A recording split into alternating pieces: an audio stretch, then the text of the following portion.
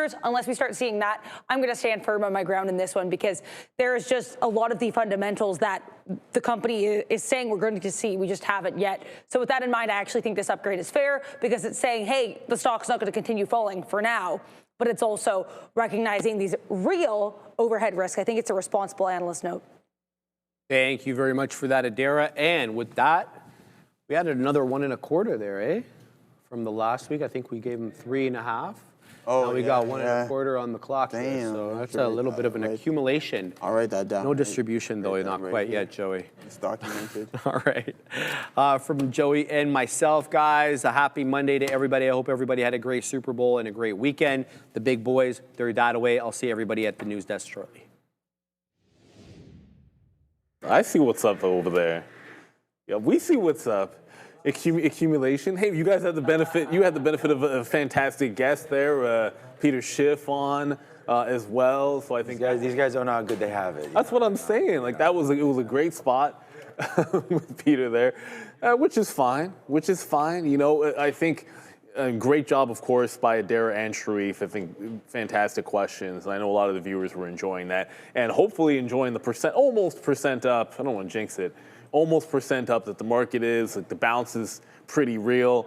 Although some weird stuff throughout the middle of the day.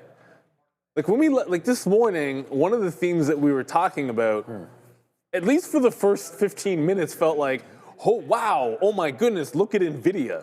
Like that was certainly a part of it. Nvidia just stopped doing anything.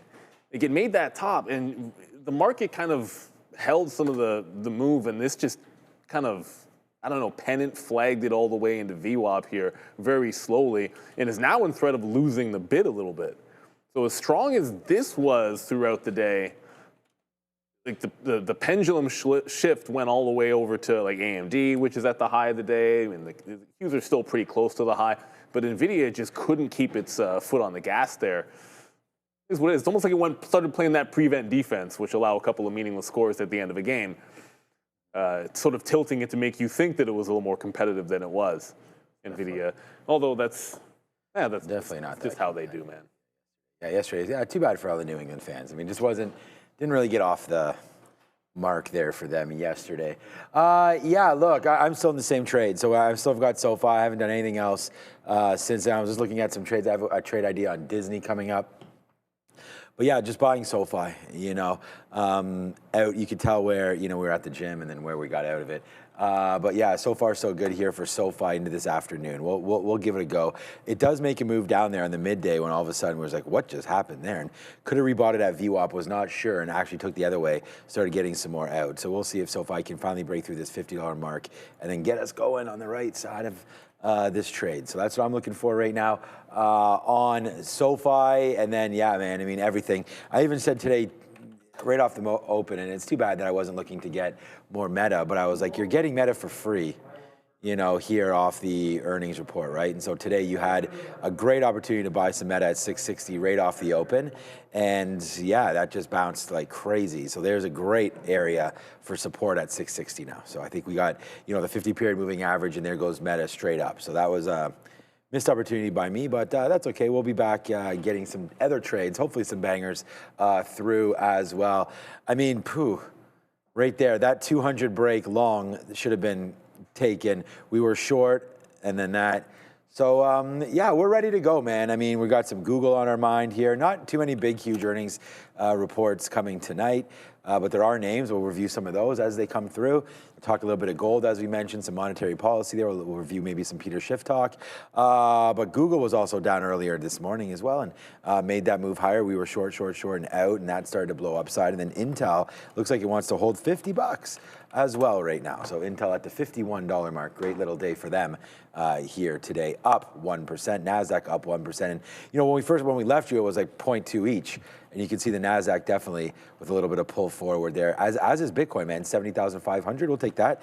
I think it was down into the 68 and change earlier. So we'll take IBIT near the highs, Bitcoin near the highs of the day, Nasdaq near the highs, up another 1%. I like it. So it's pretty good here today. Can't complain. Obviously, you're a little bit weary of Amazon and some of those names that reported before, but Amazon not the best of. I think it's not the best of days, and Apple not the best of days. But I think, as we're talking about this morning, when you get the rotation back into some of the beleaguered AI names and tech names, well, you know, Apple can't sit there being strong relative to Nvidia and some of the others. And then on a day like today, you get that sort of semi-rotation in the other direction. So Apple got sold. It's still down 1.5, almost, actually 1 3/4, almost 2% here to the downside, but that's okay. Like, look at how strong and how much heavy lifting was done. So I think rotation's going to be a part of it. Yeah, there are, like you said, there aren't a lot of earnings after market. I think we have ON on semi is going to be one. And that's, look, it'll be a mover. I think tomorrow morning, this is one that you'll probably wake up and see it on the watch list as yet another name which should have some good volatility, chance to break out some 52-week highs. But they're like the early earnings names I think we'll be paying attention to tomorrow morning when we go over the list. I'm just in a couple of mean reverts, just like the usual in an afternoon, and I'm eyeballing a third, which would be IBIT. So Bitcoin did get to, where are we at? Oh, I didn't reload this. Oh, I'll have to reload my, I only have my ETH up there. No, but we did get that trend hold going from short to eventually long. And now all of a sudden, we're still bouncing right along that trend line at that $40 mark on IBIT. So I'm looking for that trend break into the volume weighted average price, which is just teetering. It's very close. We're resisting the 40 that I liked earlier, and we're just coming right in to try to break this trend line back in. When we do, I'm looking short. I also have ONDS up as on this, a good day. Now it's just trying to hold above VWAP. So it's up 6 points. You had the relief rally after getting, you can call it quadunked. A lot of things got quadunked last week for sure, but it made that nice little rounded bottom, higher low breakout. This afternoon, I just want to see it hold VWAP and break this little downtrend to see if we can't get something going there. Volume could be the issue, though, for this small capper. If it doesn't start picking up, got to look elsewhere. All right, we're going to get locked and loaded here with Sharif. I am looking at Nvidia to the downside, I think. I know we're in SoFi, but we're pretty light on that one. I'm thinking about a new position on Nvidia.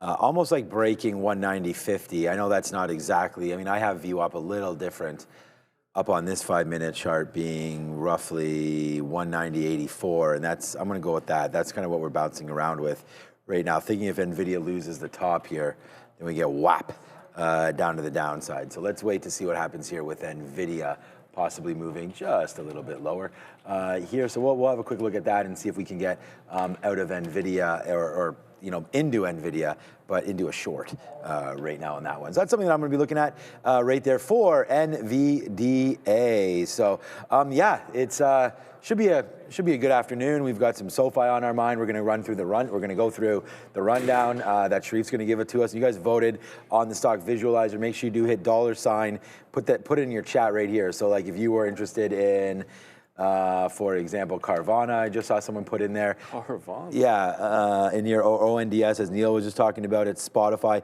These will all trigger over here on our stock visualizer, which is what we'll go, yeah, there it is, he's got it up. So that'll be what's showing there, and we'll be able to go over them with you ASAP. So that should be fun. We're all about that one. Yeah, we're in SoFi, Dinkelberg, or whoever wrote that, and we're getting ready to rock and roll. Oh, weeping leader.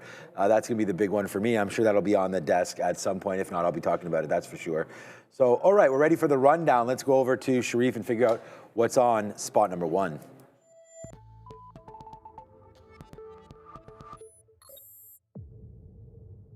Welcome, everyone, to the Afternoon Rundown, the show where you decide what we talk about every afternoon. You saw Neil, Sean, they're ready, they're locked, they're loaded, they're ready to look at their tickers as decided by you. The only way to get your tickers on the Afternoon Rundown is to join us in the chat. Make sure you join every day and vote for your favorite tickers, but make sure to throw in that $ before you vote. The triple Qs, guys, they're up nicely here, a little bit less than 1%, up 0.92, about to take, well, try to take that 615 and hold it. 616 high on the triple Qs, the SPY.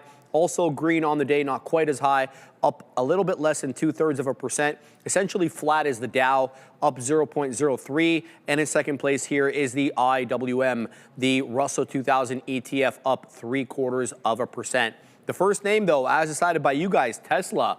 It's leading the way today, up over 2%, despite not really having a headline. There's been many different reports, adjacent to Elon Musk, acquisition by Blue Owl, or acquisition by XAI, as well as, some SpaceX talk there with NASA. Nothing specific to Tesla, though, guys, but up 2 1/5.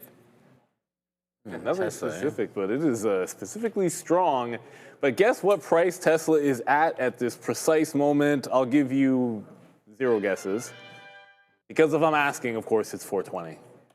Everyone know by now, that psychologically, this just always seems to have some Tesla anyways, seems to have some gravity towards this stock. So you're into the chop zone, the only place the last couple of weeks where there's been, well, I guess at 435, where there's been a chop fest has been between 415, 425 into this 20 zone. If it makes another push, it's 425 that I think, because Tesla every $5, right? You get like a 1% move off a key level.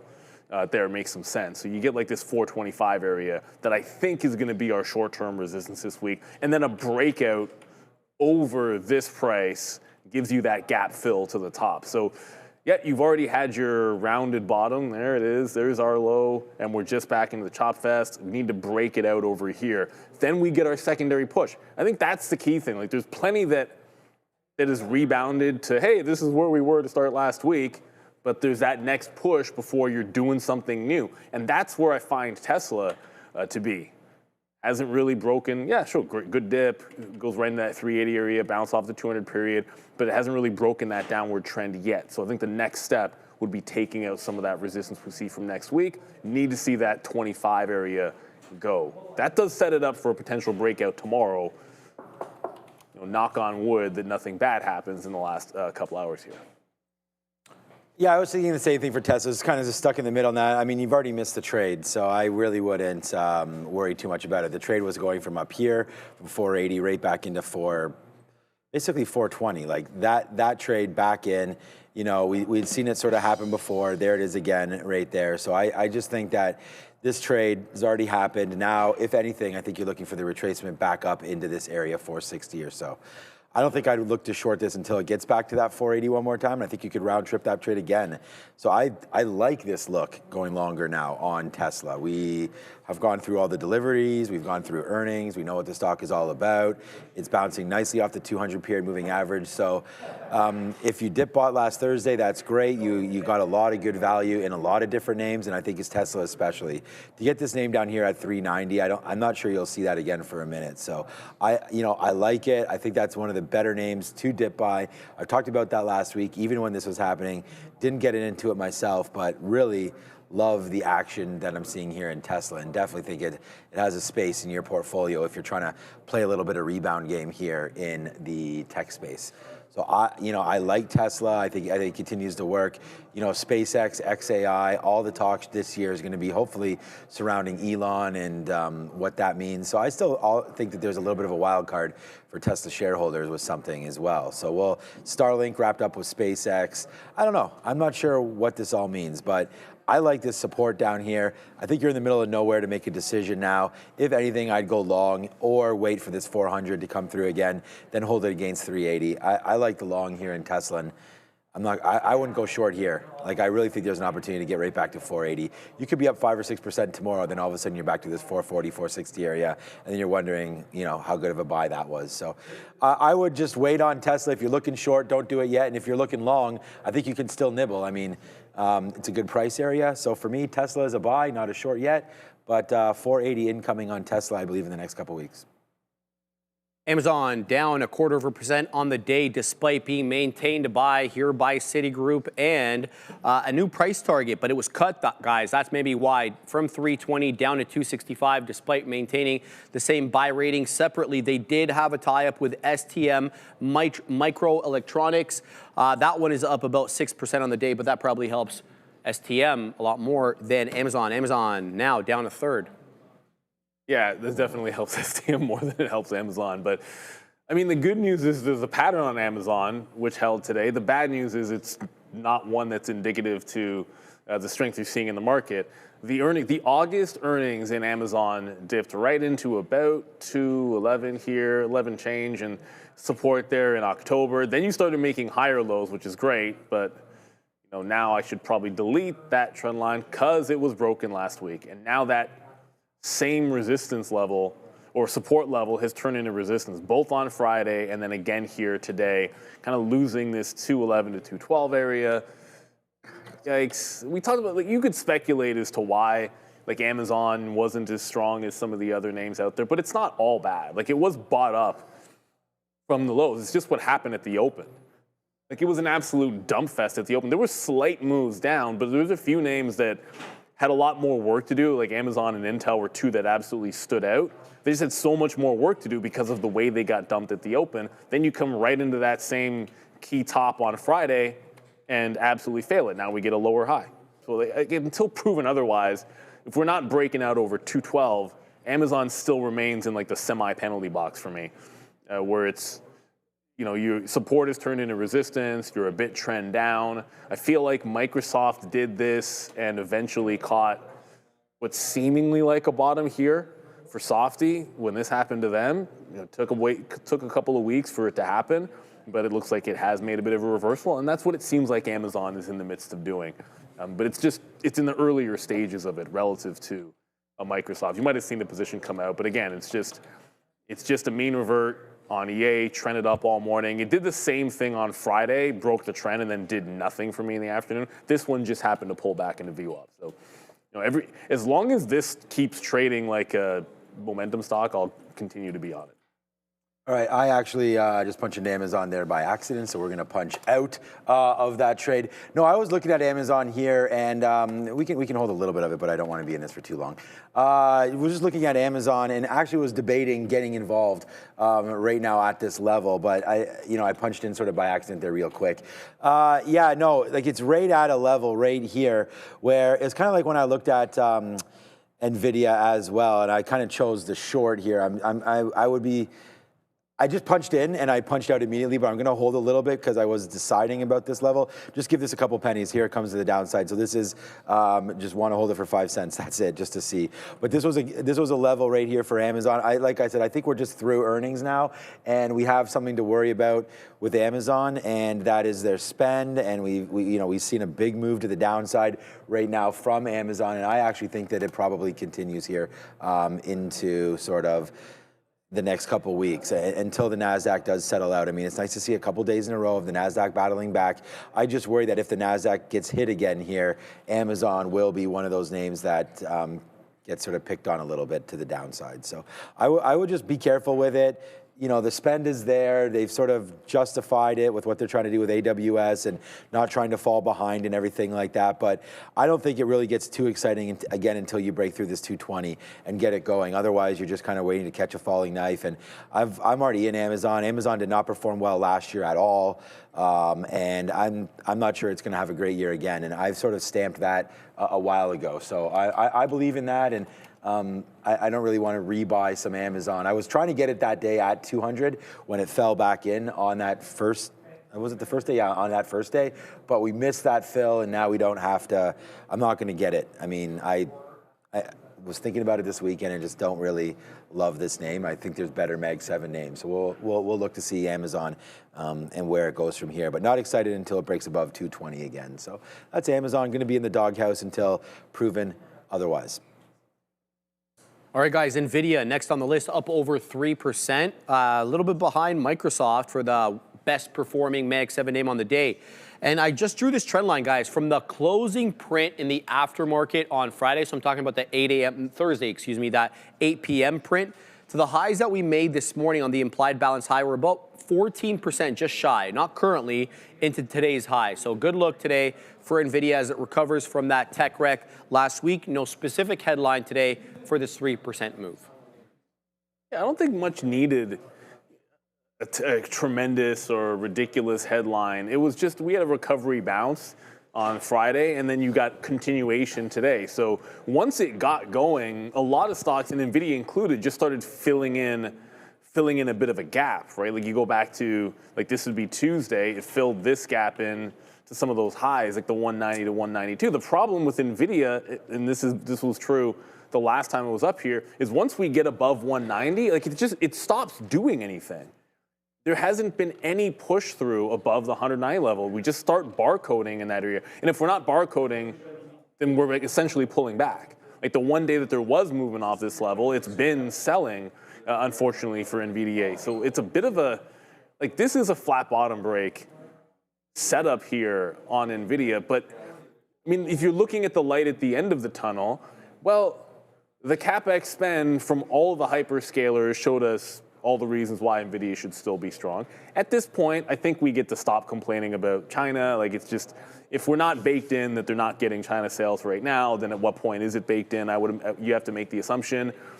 And overall, this looks like it's prime, and it's been prime before. Like it's primed for a potential breakout. So while in this afternoon, like market's at the highs and it's kind of teetering on that support level, the overall look on the daily chart would suggest that we are primed for a breakout and a retest of highs, especially with that 200 period moving average bounce. And then you throw in the fact that that is solidified by the massive CapEx spend that everyone seems to not like or lots of people seem to not like for Amazon, and they seem to accept it for Meta and Alphabet, but it just bodes well for NVIDIA at the end of the day. Yeah, I think the real winner out of all of this is going to be an Nvidia, Marvell, a Broadcom. All those names, I think, continue to win in this environment, which is why I'm long all of those names. But yeah, I was just thinking, like, not that it's a hold, don't trade. I mean, that's an easy thing to say. But like to get in and out of Nvidia now in any sort of a swing or a long term or anything like that. I mean, if you're swing trade and you have some kind of a bottom take there on Nvidia, then I think that, you know, now it's range bound and you're at the top of the range. So would make sense to profit take if you were looking at that from a range side of things. But I just really like the upside action in Nvidia, and I think, you know, holding on to this. Like I said, February 25th will be the report, so we still got 2 weeks to go before that happens. And I think they're going to be all aboard, man. You know, especially with China there coming on, that's going to be a good one. But for today, I actually looking the other way. I was looking for this break, a 190.50 break, short. So I don't know. I could definitely think about this market doing something here with nothing happening. Scan super quiet right now, not much going on. I could see the market. I mean, whenever there's not much going on, I do like to go long on the market. But Nvidia's kind of doing oppo a little bit now, trying to trend a little lower. Was going to use this 200. And again, I'm not trying to hold it for $1, but if we can get through, break through the 50, break through, and then break this level, then I was going to use some of these levels as my stop. So I was just thinking like Nvidia could be on a slow bleed to the downside a little bit, up 3%. Seems a little bit much on a day like today, but upside it goes. So it looks like if we had thought long off of VWAP sort of instead of short, we might have been long right now. So let's just keep our order pending. If it breaks lower, we're there. Could be some China news coming at some point, but who knows? I'm not going to sit here, go long in stock because I think there might be something coming with China. We have our ear to the ground. We've got Adara back there, and we've got Sharif with one more. Yes, sir. Palantir. Good day for Palantir, 6 2/3. And again, off that area low in the aftermarket on Thursday when we had the software Armageddon, which really did hit Palantir quite hard. We're about 16, almost 17% off those area lows into the high of the day, trading about $1 off the high, guys. So Palantir, again, no specific catalyst today to Palantir in isolation, but as a group, nice recovery, up 6 2/3. Yeah, well, if we're talking about gap fills, this is number 4. Okay. Oh, I know what the 5th one is. I know what it's going to be. Well, okay, actually, I don't know. It's a coin flip because there's 2 names tied for 5th, technically speaking. Oh, really? Yeah. So it's a coin flip which one it's going to end up being. Either begins with an S or an H. I'll give a couple of hints there. But Palantir, there's a secondary gap fill here for Palantir. Like, it's done the rounded bottom. You could make the argument, here's the 140 breakout, but then there's this rating here, breaking away from 145 to fill in the bigger gap on PLTR. So what's this top? It's almost exactly 146. Like, this is hunting for a 146 breakout, I think. It's Like it looks really good on the 15-minute chart. Then you pull this up on the 3-minute, and it's like Palantir's not moving right now. So I almost want to see like just do something, maybe make a run, start picking up in volume, and then buy first dip going into a 146 breakout. Like, does it have the juice to break this out when it's $1.20 away and it's barely even moving? It could end up just being a tomorrow thing unless we get some actual excitement here. Because the market is at the highs. The ES is at the highs, I should say. Yeah, Nasdaq's at the highs as well, and this doesn't seem to be going. So this might have to be filed away for a breakout trade tomorrow if we don't start picking things up. And as I say that, like it already starts pulling back off the dollar underneath that breakout on Palantir. Yeah, look, I mean, we talked about throwing the baby out with the bathwater. I think this is a perfect example of that. They're not like everything else, man. I mean, we saw some software names getting hit real bad over the last little while. And I understand that this is going to be a high beta with the market. It's going to move. If the market moves aggressively, Palantir will move 2 or 3 times what the market does. So completely understood that. It was a little bit shocking that although we had some good days last week in the market, that Palantir still managed to go down. So I'm still a little bit like iffy about this one. We're long from a long time ago, and we did sell something at 175 when it came up here. Didn't feel that great when it went to 200 for that, but I still feel pretty good about those sales. And I don't really think it's a buy until we get at least maybe into that low again of 125, if that can happen, or back in there to 120. Let's not look at the market with rose-colored glasses. This is like 1 or 2 days off of, when everybody was like, don't look at your accounts, on last Wednesday, Tuesday, Wednesday, Thursday. So we're just a week away from like disaster strikes in your tech portfolio. So I don't necessarily think it's time just to jump right back into this name. That's for sure. But again, I like it. It's been a big boon to the portfolio, but just not something that I'm interested in right now. The market is starting to go here. Thanks, Sharif, for the rundown. We'll get Adara back there, obviously. One more after that still. Okay. All right. Well, anyways, Nasdaq near the highs. Let's go back, talk to Sharif, and let this guy get out of here. SoFi, boys, up over 3%, getting a positive analyst note today from Citizens, who published an interesting summary of this company, basically making the argument they're diversifying away from what they used to be their moat, which is refinancing high interest loans. Now looking at obviously monetizing their 13.7 million user, or what they call a member database, or whatever you're going to call it there. Anyway, up 3% and a nice upgrade today from Citizens with an outperform rating and a $30 price target. All right, so, I mean, it got on the sticky note. It was a #1 trade idea. I'm always going to go back to this. So there it is, 21's long. Basically, it came in. We've attached sort of our trade to this about what we've been doing all day here. It came in. We let it settle down, right? I mean, we never... Anything I write down, I don't necessarily want to be sitting there right off the open, but although it was fine right off the open, he did wick down to 2080. So I think if you were using these stops, you would have got stopped out there at the lows, right? But there it is. Brought it back. Once it started to get going again, we'd rather buy the momentum upside than anything other than that. So that was like sort of the early trade. And then as we sort of zoom back out here and look at what the day looks like, same thing. These are all the buys that I did earlier. 1030 was the last one. It did shoot up. I was waiting. I think I have a 60 offer that just never filled still, to be honest with you. But, let it just settle down there. And then, yeah, came back and started offering out. So this was a little scary there. I didn't know what happened to the market. So we were able to get some out on the 50 period and get some out there. But pops right back up. And we still have, I don't have that much, man. I have about 15% left. So right now I'm waiting at 54. So that's coming up to where we've been filled. Well, we actually haven't been filled yet, right into this area. And then we'll see if we can pop higher. But yeah, today SoFi finally get a little bit of revenge on that name, as we haven't been trading it that well. And finally to the upside. So I like SoFi. I think it's a long-term winner for sure. And honestly, something I'd like to put more shares into the long-term account on some SoFi love. Yeah, I think you said maybe I was a bathwater, but they definitely got hit maybe a little harder than they deserved to.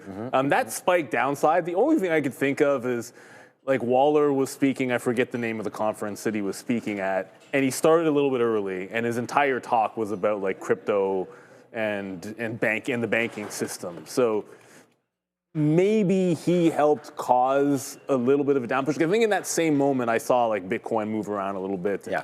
It was interesting because he spent the entire time, or at least the entire time that I was listening, Fed Waller was essentially just talking about stable coins and the need for regulation and how stable coins are a payment system, and it's like, why is everyone up in arms about the whole being able to get yield? It's like, no one seems to care about the fact that you can get, a yield on your checking account. So why would it be a big deal to the banks if stable coins do it? Like, they're just they're a payment system, and that was his entire argument, which is actually a pretty good one when you really think about it. But SoFi in the 15 here, I think it's setting something up nice. Like, you've got the stair step up.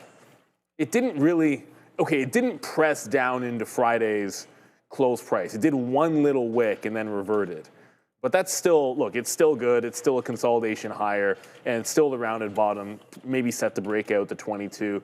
It didn't quite break down enough to have triggered for myself, but it was close enough that it was, I like the trade. I think it was a good idea to get into this one. And I don't think we're done yet, Sean, because if we look at how much this got waxed the last couple of weeks, we pull back $2.50 off of the lows, but this was at 20. Like, this had 26.5 for an entire week and a half up here. That it was just solid, and if not like the 27 level. So if we're rounded bottom and breaking this out tomorrow, I almost feel like there's still so much room, even if just to the 24 for SoFi. So it's going to stay on the radar this week. Almost no questions asked.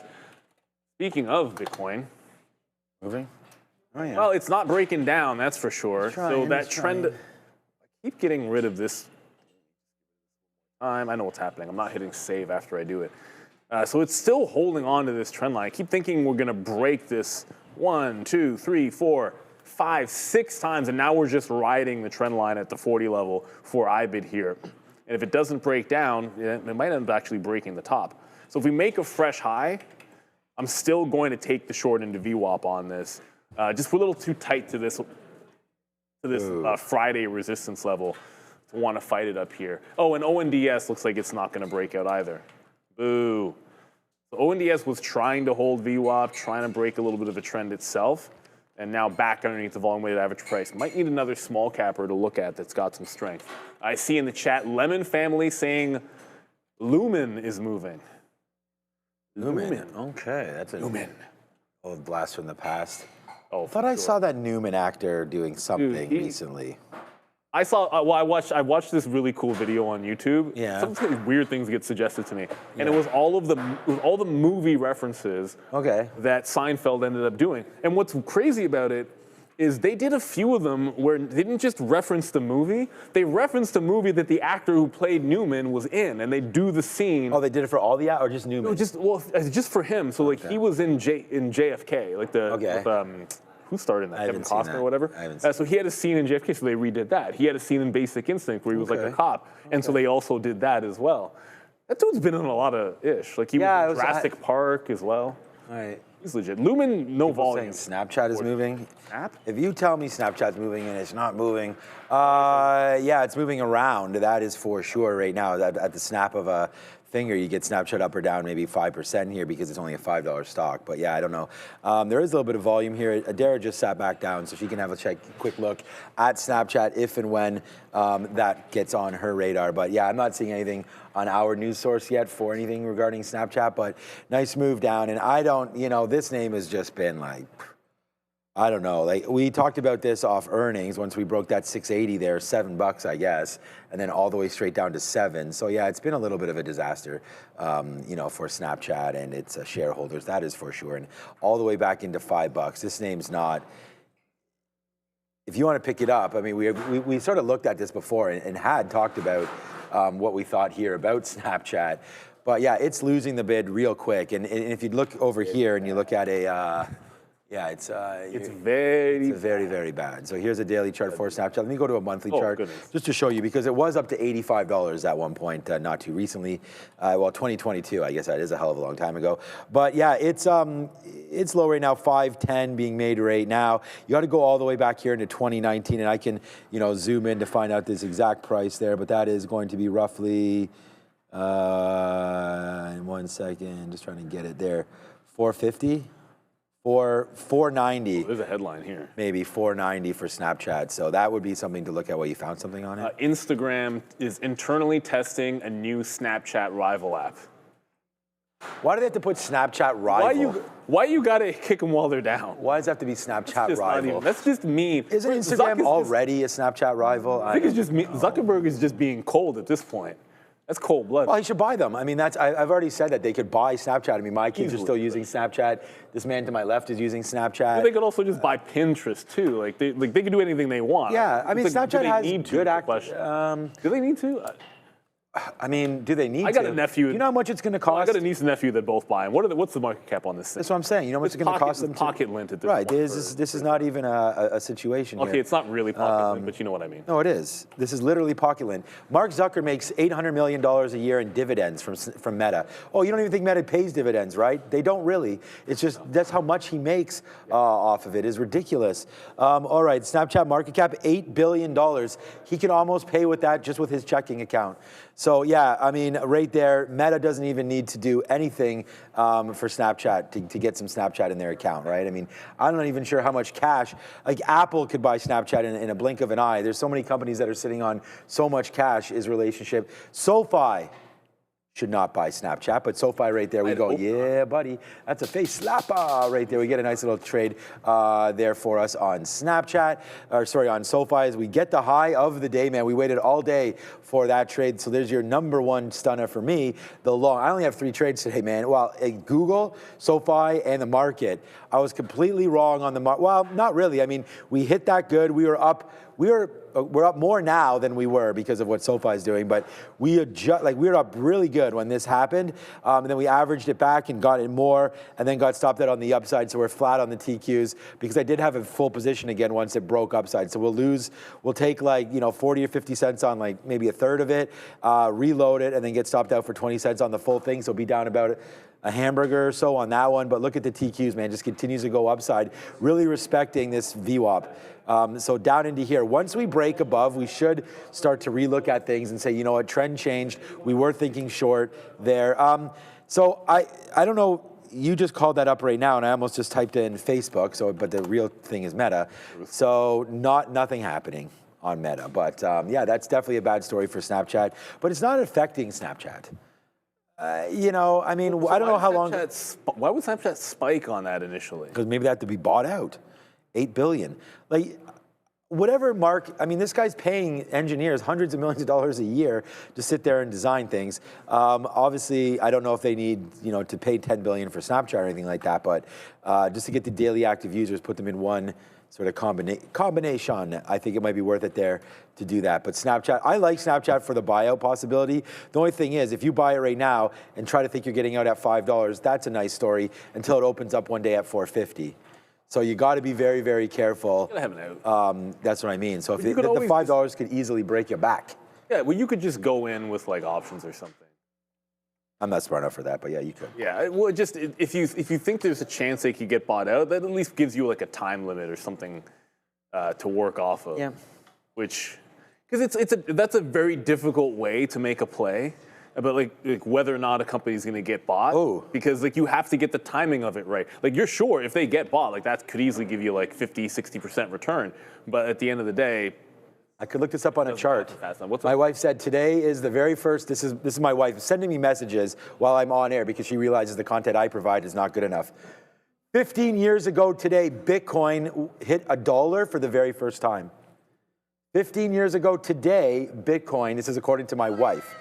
Hit $1 for the very first time. So if you had Bitcoin 15 years ago, we can obviously vet this on a chart, but I'm just going to, whatever my wife says is always 100% right, so no point. But right into there, 71,000 right there today. So if you just put in 10 grand, 10 grand, I'm not doing that math. Even if you put in $1, there, that's better. Yeah, that's then you have $71,000 today, and that was only 15 years ago. Unbelievable how much we all missed the boat on Bitcoin. But anyways, what a move. Everyone, it's one of those, some people have I remember where I was when Joe Carter hit the home run. I remember blah, blah, blah, whatever it might be. I remember where I was when I completely missed the boat. Yep. And it was at a buddy's destination wedding, and the night before there was one sober dude who was going on and on. He's like, yeah, read this article, you know who it was. Of course, I was there. And he was hard, yeah, he was hardcore. this is going to change the world and this and that. And yep. So he made 400 million, and Neil and I still work here. Oh, 100%, and good for him. No questions asked. Actually, he made his money on ETH, though. Well, either way. I mean, any crypto you bought at that point. That was sort of the interesting thing about it. Like, he wasn't even a Bitcoin bull. He just said this technology is going to change. Like, he was just a big time believer in the technology. Just a quick note: ONDS eventually did break this trend line, so I am in. So there is, not from the high, but there's the trend from the lower high. It bounced off and held VWAP. So the prior bar is at 1020. I'm in at 1030. We lose 1020. That means we're losing VWAP and the prior bar as well. So I'll get out if we do break underneath that. And it's just, again, like just a mean revert trade. Like this is what I like to do. I showed you guys like applying them all over the place. EA, WBD, which I'm still in, did a mean reversion. Like this one was 1, 2, 3, 4, break the trend line, give it to the high, and then this one just sort of fell apart. Get most out in front of VWAP, play it into the low of the day. For this strategy, I find it only takes one. And I missed this exact trade on Friday, which is one of the reasons I had to be in this. So it came right up, and I've been, look, for anyone in this, like if you're looking at Netflix, I just personally don't see any way that the deal isn't the Netflix deal at $27.75. And if that's not closing till next year, then this is overvalued. So every time it trends up, I want to trend break it back into the downside. But we're long into ONDS. IBIT is still going. Bitcoin is still going, I should say. Bitcoin is still going, so therefore, obviously, IBIT's going. It doesn't seem to want to break this trend yet. We get to the top. I could take a short, failing the high, as opposed to waiting for this trend break as well. And Farm Trader, that's what we didn't talk about. BE, saying Bloom Energy is easy money. Is it? Not really. Okay, maybe you mean on a different time frame because it's not really doing much. Didn't they pull back a little bit on earnings or not really? Well, Friday got smoked. Right. And then today, again, like most of everything that got smoked last week, nice bounce right into Friday's highs, kind of doing nothing on very light volume for Bloom, but it is in a, you could call this a bull flag, whatever you want, from the November highs going into last year. You're in a nice consolidation over. And they're also post-earnings, right? So you're getting this consolidation post-earnings for Bloom Energy. It's just what's going to get it over the next hump would be the question for sure. I know Shreve likes Bloom Energy. Going Bloom up 8% today. Yeah, so I was looking at that too, 154, the high of 170, looking pretty good. These are pretty good too. Ice lattes from Tim Hortons, actually pretty good. After all is said and done, it is getting really warm outside. It's gorgeous out. Like I know it's still... Compared to this, you don't even, if you walked outside, you would think it's like, I don't know. Oh, yeah. It's only -7 right now, but as we reported earlier, it was minus. It was minus 20. 20 this morning. I went outside to go get this, and when I came back from the gym, I was like, oh my God, like bring on summer, man. I got to get back. Our baseball is starting up soon. Pitchers and catchers. Yep, exactly. This week. We're getting ready to get back into it, although we're still a Hundy P hockey family. So, okay, today. A little disappointed in the financials. I mean, would have liked to see more of a bigger rally over there. I'm not sure if Adair, if you read anything about credit cards today or anything, because Visa's down 2%. I didn't see much. I'll look into it. Okay. Okay. Yeah, all good on that one. If you can't find something great, if not, but they're down 2% right there, and some of the other banks upside was including Morgan, Goldman, American Express is up, so maybe it's just these two. Citigroup, Schwab, BlackRock, BK, Blackstone, as we had some talk there as well. Yes. Update, nothing. All right. Update, nothing. I like those updates. I mean, I like all kind of updates right now. All right. So yeah, this is in the financials. So we're seeing not much going on there. So maybe we should look at the credit cards if there's a no story sort of thing on it. The only disappointing name for me today in this space, because we do have a rally going on Meta right now that's really started to rally from that 660 bottom. So although they gave back everything on earnings, it looks like today is the get right day on Meta. So congratulations if you had bought off the 200 period moving average on Meta. That's or is it the 50 or the 200? Doesn't matter. We'll talk about it after 660. But it's Micron today and Apple, really the only ones that you'd have to be worried about if you're in a big tech space.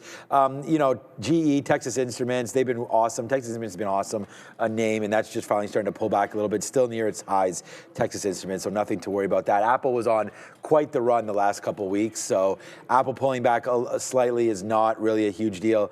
The Fed is speaking right now, so I'm hearing some updates in my ear. We'll get, yeah, I know. We'll get some in a minute there. If Adara obviously hears some. These are Adara's. See, we had the real Super Bowl yesterday, but like Fed talk and Trump speaking is Adara's Super Bowl. And major earnings, yeah. And that happens like more often than once a year. But you're probably more of a Grey Cup than a Super Bowl, right, Adara, I guess? 100%. I mean, Winnipeg Blue Bombers, so shout out to Go Blue. And I want to talk here about these Fed comments. There's nothing massive happening here, guys. And also, Fed Myron is not even really a Fed anymore, as we know. His term technically expired on January 31st of 2026. So it is kind of funny here that we have Fed's Myron and then later today also Fed's Bostic, who will also not be a Fed as of end of February 2026. So he won't be at the next meeting, which means he's technically not a Fed. So again, I just want to put that out there because I think it's a really important caveat. Either way, Fed's Myron making some comments, something massive here, saying that monetary policy should be attuned to the business cycle. Again, if I get anything else, I'll keep you posted, but nothing massive on the radar for me from Fed's Myron. Also worth noting here, Punchbowl reporting that Democrats at the House may be forcing a vote on Canada tariffs, rather overturning Canada tariffs on Wednesday. Nothing massive, but just some tariff news. Back to you. Okay. Overturning Canada tariffs on Wednesday, that'd be good, wouldn't it? I Good mean, for us, I think, if we don't. You would think so. I mean, I can't see how it couldn't be. And John Womack. It's an Nvidia. John Womack is challenging me to a bet, which is not fair to him. Okay. So, we can't do money bets with viewers, but he wants to bet that the Tampa versus Toronto in the season series this year. The Jays are a way better team than Tampa. So obviously that does favor me. So just name some reasonable stays. I will literally buy Tampa gear to wear if I lose. You just got to think of something cool. Like I can tell you, you could just send me a picture of you in a Jays hat, and that'll be happy for me. I can post it up on social or something like that, and we can have some fun with it. I have no issue with that, but we don't make, I'm not going to sit there and make a monetary bet with a viewer. That's just not how we roll. I'm not even sure we would be allowed to do something like that. But I am always down with a friendly bet. It's just something for some fun. And Richard Delaney says, IBIT new high of day. Ooh. Did we break it? 71, that makes sense. Yeah, I didn't realize we're up that high. No, we're literally we're right at the high, 40.26, and we're at 25 right now. So we haven't really broken through the high, but we are just underneath 71. I have finally, I don't know when it crashed this morning, I'm gonna get this back up. We're at 70.90, so we're at that top. We're trying to go, but if we don't push through, like I'm playing for this trend break. So I'm just waiting here for us to pull back off the high, break this trend under $40 on IBIT, and then I'm looking short in a VWAP. Just get that one trend break and sort of just allowing the strategy to work for itself. Like I'll try it on like an ONDS to the long side, works or it doesn't. Like it did work in a couple places that end up making the day for me, and whether we'll see, whether IBIT does or not, doesn't really matter at the end of the day. But it is worth looking at like you could look at BMNR, you could look at MSTR. So when we're just looking at this not breaking the highs on Bitcoin, well, guess what is breaking the high? Like BMNR is already gone. It's already filling in this gap. So just a little bit of extra strength, like what goes, what falls down like an absolute rock when it gets a relief rally, sometimes can do a little bit better to set upside. The annoying thing on Friday was, follow the note on BMNR on Friday, when it made that $19 break. Look at 19 hold. Absolute champion. Didn't really come back in there today. But Tom Lee, I guess you enjoyed the Super Bowl with Tom Lee there, but yeah, he's enjoying the bounce in AMD and BMNR because both his holdings are up nicely today. He tried to convince me. I was just like, forget about it. You had to get those bottoms, and maybe he did. Maybe. Amazon, so... They did actually, we talked about Sailor, but they did buy more ETH as well. Oh, yeah? Okay. Well, I don't know whether there's a lot of rules about, they can just report whenever they want that they buy more, but both of them in the pre-market today sort of came out with their... That's good. I mean, I like the fact that they're believing in that. So, well, you got to put your money where your mouth is at some point, and I guess once it makes a move all the way down, it's time to spend everybody else's money on some Ethereum. Okay, so Amazon right into here. Like looking short was the right look. I mean, you've just been going downside here on Amazon pretty much all afternoon. So, it looks like it wants to continue this sort of move down. I don't know if it's like a push through this level or not. VWAP's at 208.50. So it looks like we're going to have some actionable trading happening right here at 208.50 on your boy AMZN, because it's going to come in right now. So here comes Amazon all the way to the downside. I would love to short it if we ever got another opportunity to do that. I don't think I want to take it right here on the 200, but if we can get something right there, like around on this 50, around 209.25, that's still 50 cents from here. Or you start it at 209 and maybe use 209.25 as your out. So that's probably the trade for me then. Started in around 209. We've been sort of bouncing off. I mean, this is now an hour following this straight to the downside. I was trying to pick on, not trying to pick on anybody, but Nvidia was the one that I was looking short. It's just that was doing the same thing here and just going downside. And then that kind of changed a little bit and started to move back up. So we had broke through the 50. So that's not looking as good as what I think Amazon's looking. This is looking much better for a downside take here on AMZN. So we'll see where this one winds up landing. But I don't mind a 209 against 209.25. So that'd be something that I'm going to look at here on AMZN heading into, hopefully a little bit of an active close in this market, but you can see the market's going very much sideways right now. We'll have to see if there is sort of a pickup. And I mean, my scanner right here is just showing me SMCI at VWAP, or I don't know. I have to see what these scanners are saying to me right now. Not VWAP, obviously. There goes SMCI to the upside, so I'm not even sure what that's saying right now. Mara, MU, Mara. So, nothing really going on. I don't know why SMCI Oracle's triggered there.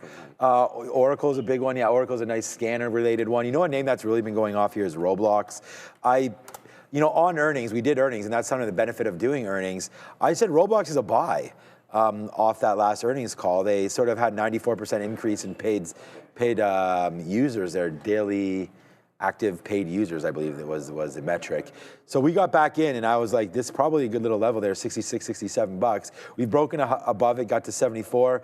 But then it's like, it's Roblox has their own issues surrounding, concerns about safety and all that. So I'm a little nervous to get into it as an investment. I think with the DOJ and all that kind of stuff, you could get, some more looks at, maybe the security or the way some of the parental setups are on a name like Roblox. So I'm gonna stay away from it, but I do think Roblox does have a nice sort of runway to the top side. And then on gaming, I really like Take-Two. They got hit there on earnings, not great, but they didn't delay Grand Theft Auto, and we know that that's going to be coming out in Adara November. No. I believe it's November 18th, 2026, I believe. 18th or 19th. Wow. All right. 18th or 19th of November, so that's still coming out as well. So now that you're able to get this all the way back to April, tariff levels, unless there's something about Grand Theft Auto that I don't know, Fabian, wherever he is, I think there's a good move upside to be had in Take-Two. So here we go, Take-Two Interactive, a good little look there for possible, not a buyout, nothing like that, just looking for Take-Two, although I know that we've had EA Sports and Activision Blizzard both go private, but this is something here for Take-Two, that nice downside play if you believe in Grand Theft Auto. And I know they've dumped in like not millions, but billions of dollars. I was gonna say similar to countries' GDPs, but they're past that in the billions, into this game. So, and the last GTA was released like 15 years ago. So this one, I believe, maybe longer, I don't know, someone in the chat will know. But this one has staying power, so multi-console, Grand Theft Auto. I think that down here is a good time to maybe potentially buy some TTWO. I saw somebody on Instagram, they were so mad they were getting arrested, and it was like they had like a warrant out for them, and they might serve like a year or something, and he told the cop that he's just nervous that he might miss the Grand Theft Auto release. So in November. That's the concern. So that's the concern there. That's just how big. It's important to have your prior. Yeah, that's how big this is for those who care. Or just maybe hoping that the cop is like a gamer that'll be like, oh, that's funny, I'll give you. Yeah, I mean, I think it'll be more the judge the guy was worried about at this point. Well, because, I think you should. Maybe, but I think there was a warrant out for the guy, and it was just like, he was just like, man, like, it's all good. Like, I'll go to jail, but I got to make sure that I'm back before Grand Theft Auto is released. I was like, everything is just fine. November 18th, Rob, be more positive. Everyone's all skeptical. Yeah, Rob. Eventually, one of those dates has to actually end up happening. Right? They're not going to delay it. Yeah, I mean, even if it's delayed again, you know, as a shareholder, might just give you an opportunity to buy some more shares, but I don't know. As long as the game's happening, I feel like it'll be a success. Like the boost, yeah, the boost is coming. It's just a matter of like. Yeah, I mean, how long do you want to wait for that? It was just a headline about Coinbase, but it's not seemingly moving. Like some users are getting, they called it degraded performance on the app was the literal term that I heard.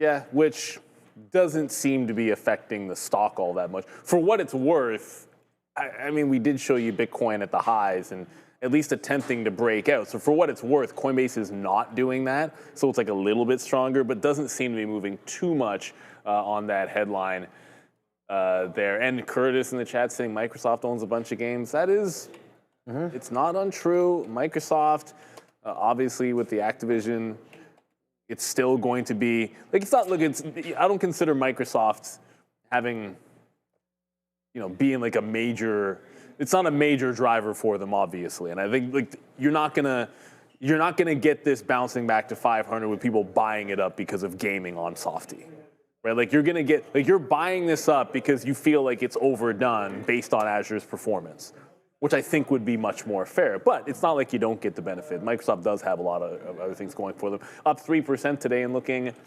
pretty good, although TPS report says Microsoft breaks everything they touch. I'm gonna walk that. People complain a lot about Microsoft, but Microsoft is the only it's the only top 10 market cap company which has been top 10 for three major markets, the last three major market cycles. Like when I started trading over 20 years ago, Microsoft was one of the biggest companies in the world. When the bubble burst, it still ends up in that top. When we had the financial crisis, Microsoft was still one of the top 10 market cap companies in the world. It's still today. That's a lot of staying power. Like no other company can say that. Literally nobody can say that but Microsoft. And if they pull it off again, when everyone's seemingly, I shouldn't say everyone, but you start hearing people complain about them, it's like, well, maybe there's that doubt out there. I'm not so sure that that's true. What that lesson does teach, though, is when you look at like the top 10 market cap companies now, you should ask yourself, which one do you not think will be there in 10 to 15 years? That is a very valid question because historically the answer has been most of them. I think we're in a different reality. Just the nature of the moats that these essentially like monopolies, they're not all monopolies, but the power that like Alphabet has right now, the power that Apple has, it's hard to imagine them out of there. But it's not so far-fetched historically to understand that they're not all going to be there. There will be disruption.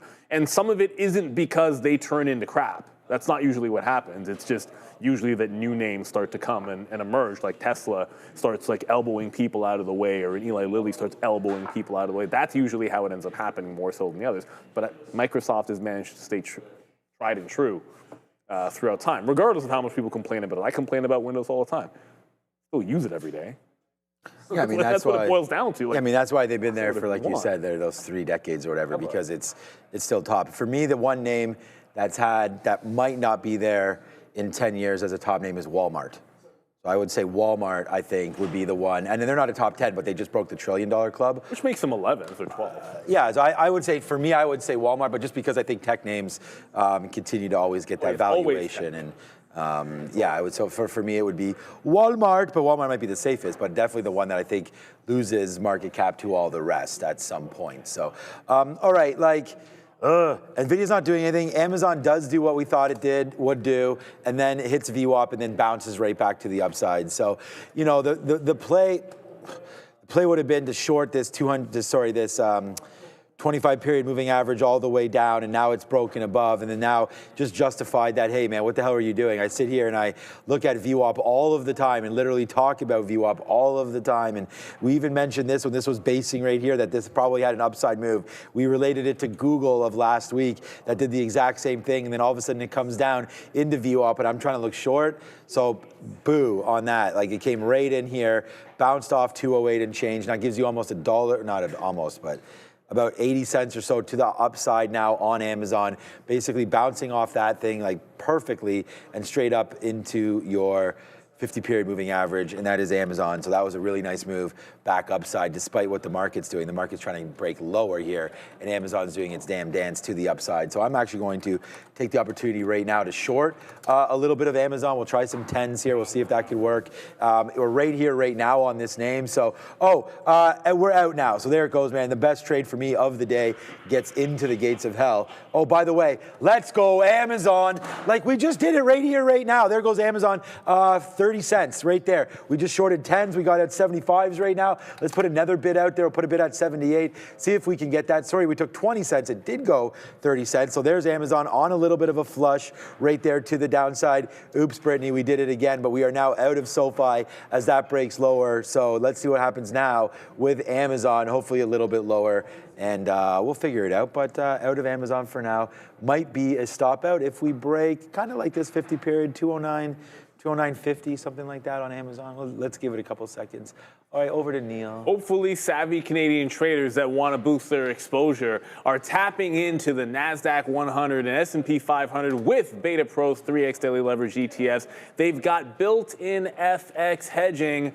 US dollar is moving, so the CAD's going to move along with it. This will amplify those short-term moves, allow you to take advantage while minimizing the impact of currency swings. In this case, you can be bullish, you can be bearish. Either way, these ETFs are built for active traders ready to take on the market. Keyword trading, everybody, because remember, there's always going to be decay. So you want to trade them, take advantage, and make sure you read the full risk disclosure in the prospectus at betapro.ca before investing. Scan the QR code you see out in front of you. I want to thank them for sponsoring this hour of the show. Thank you to Global X and their product Beta Pro as well. And we talk about those leveraged ETFs all the time. The other thing that is, well, somewhat like them in some ways, at least in transaction, they're not the same thing.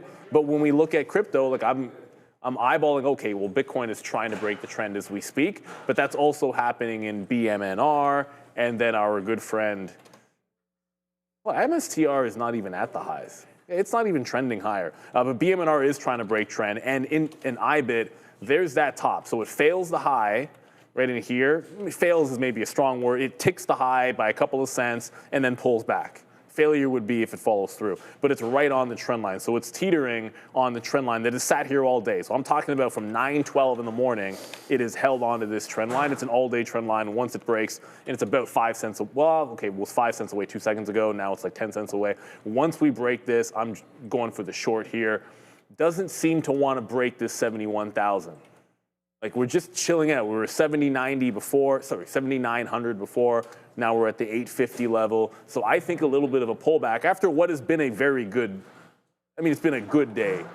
Very good is probably overstating it for crypto and Bitcoin in general. Not as good as Friday was, and it hasn't even broken out that top. But we're getting real close to this finally breaking the trend in here. And I do see some small cappers that are percolating. Starting to move a little bit in the chat. LIMN just did a volume spike, but this one is the big time rule breaker, seemingly headed toward $1.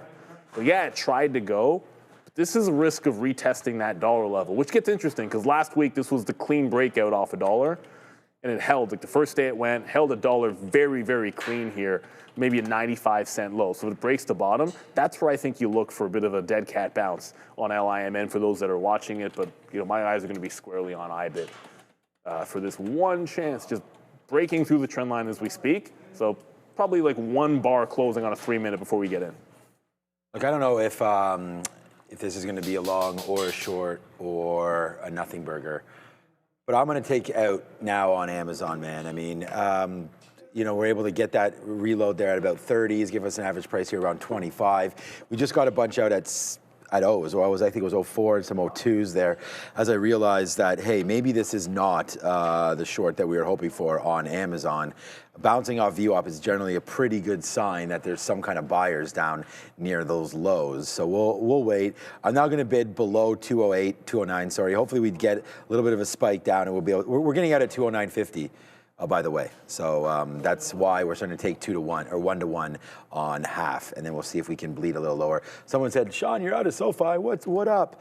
Yeah, man, we're out, and it just broke right there.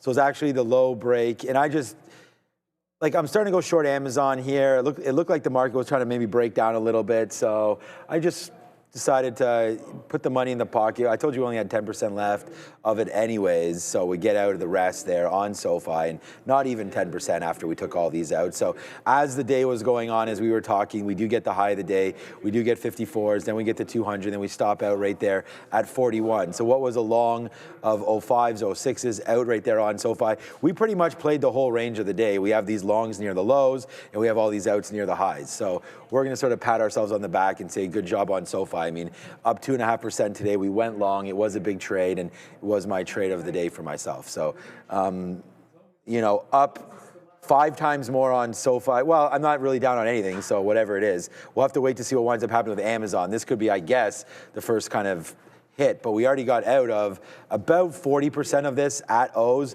but it does look like Amazon wants to get going off VWAP there. So small out. If this breaks 209.50, we're out of Amazon. Pretty good risk to reward on that one. What's up, Adara? Ed Myron's still talking here, guys. He's talking about tariffs and interest rates, saying that tariffs allow for lower interest rates over time. Also talking about the U.S. dollar, saying that dollar pass-through to inflation is not a main issue, and that, that they would need a really big move in the dollar, quote unquote, to affect inflation, and that the dollar's moves do not really impact monetary policy in a major way. Even then, he says they've been relatively modest. So Myron commenting on the U.S. dollar moves and saying that tariffs allow for lower interest rates over a period of time. Back to you. We don't even know when that tariff decision is going to be. Well, at this point, it's like we said before, I'm not even anticipating anymore. No, like they already delayed it on us twice, and the Supreme Court does whatever the heck. They don't have timelines that are, you know, it's not the business world, man, where people are, like, there's at least pressure on, even when you miss deadlines, there's still going to be someone pressuring somewhere. Ain't nobody pressuring the Supreme Court. You can do, and you can try to, but again, I think I'm sure Trump will try. I think he will, but at the end of the day, there's just not much you can do about it. And obviously it matters, and you would like to get a decision, but they understand that when you're setting a precedent and that whatever the ruling ends up being, and it'll probably be a mixed one, so how much clarity are we even going to get anyways? Yeah, it's gonna set a pretty important precedent, so I guess they want to get it right. I saw someone in the chat mention, hey, look over at PanW. And it's not even just Palo Alto. Like I know last week I said I preferred, actually I didn't say I preferred PanW to CrowdStrike. I just said that I like the buy on PanW over CrowdStrike if I'm picking one of the two at the current levels. That was all it was. But either way, you're coming into a pretty important level back at the 165 on PanW. Whoops, so it's a futures, but it is also this gap fill. And a lot of stocks have done this. How many times are we looking at the same rounded bottom pattern into this higher low? Wow, Bitcoin is breaking the highs. Into this higher low, and you just have a gap fill tomorrow that you could challenge at 167, like Palantir.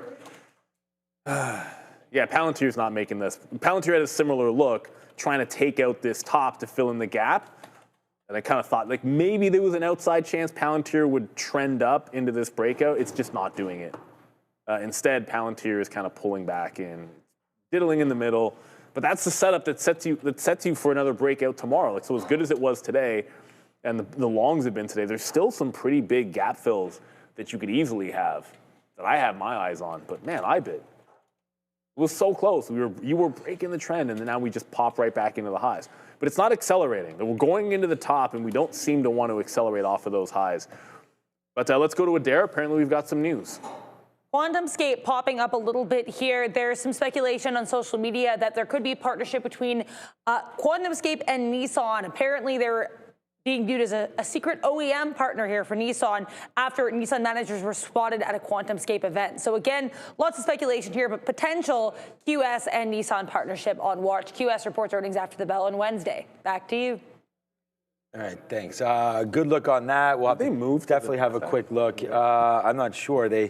QuantumScape was, was it New York or Nasdaq to begin with? I'm not sure. But okay, so thanks to Bina in the chat there. We did mention, possibly breaking these lows for Nvidia would be a trade. So I'm going to try it. That's 190.65. So a break of 190.60. We'll get into that, and then we have broken below now. So we're trying to see what's going to happen with Nvidia. You know, trying to point a little downside right now. That little break we can use. Like I was going to use 191, whatever this. If and when we get in, well, looks like we will get into this trade. It's 10 cents from now. We'll be into it, but we're going to use this 25 period moving average right here. See if we can help follow this thing down on NVDA. So we'll have a quick little look there and see if that's going to work to the downside. Moments away from getting short into Nvidia. Moments away from also capturing another fill here on Amazon. I'm bidding back in the, well, am I bidding back in the O's? I am not. Let me put another bid here for 10% of what we have left back in the O's. See if we can get that. We just missed an opportunity. It just bounced clean off your 50-period moving average. So 209.10.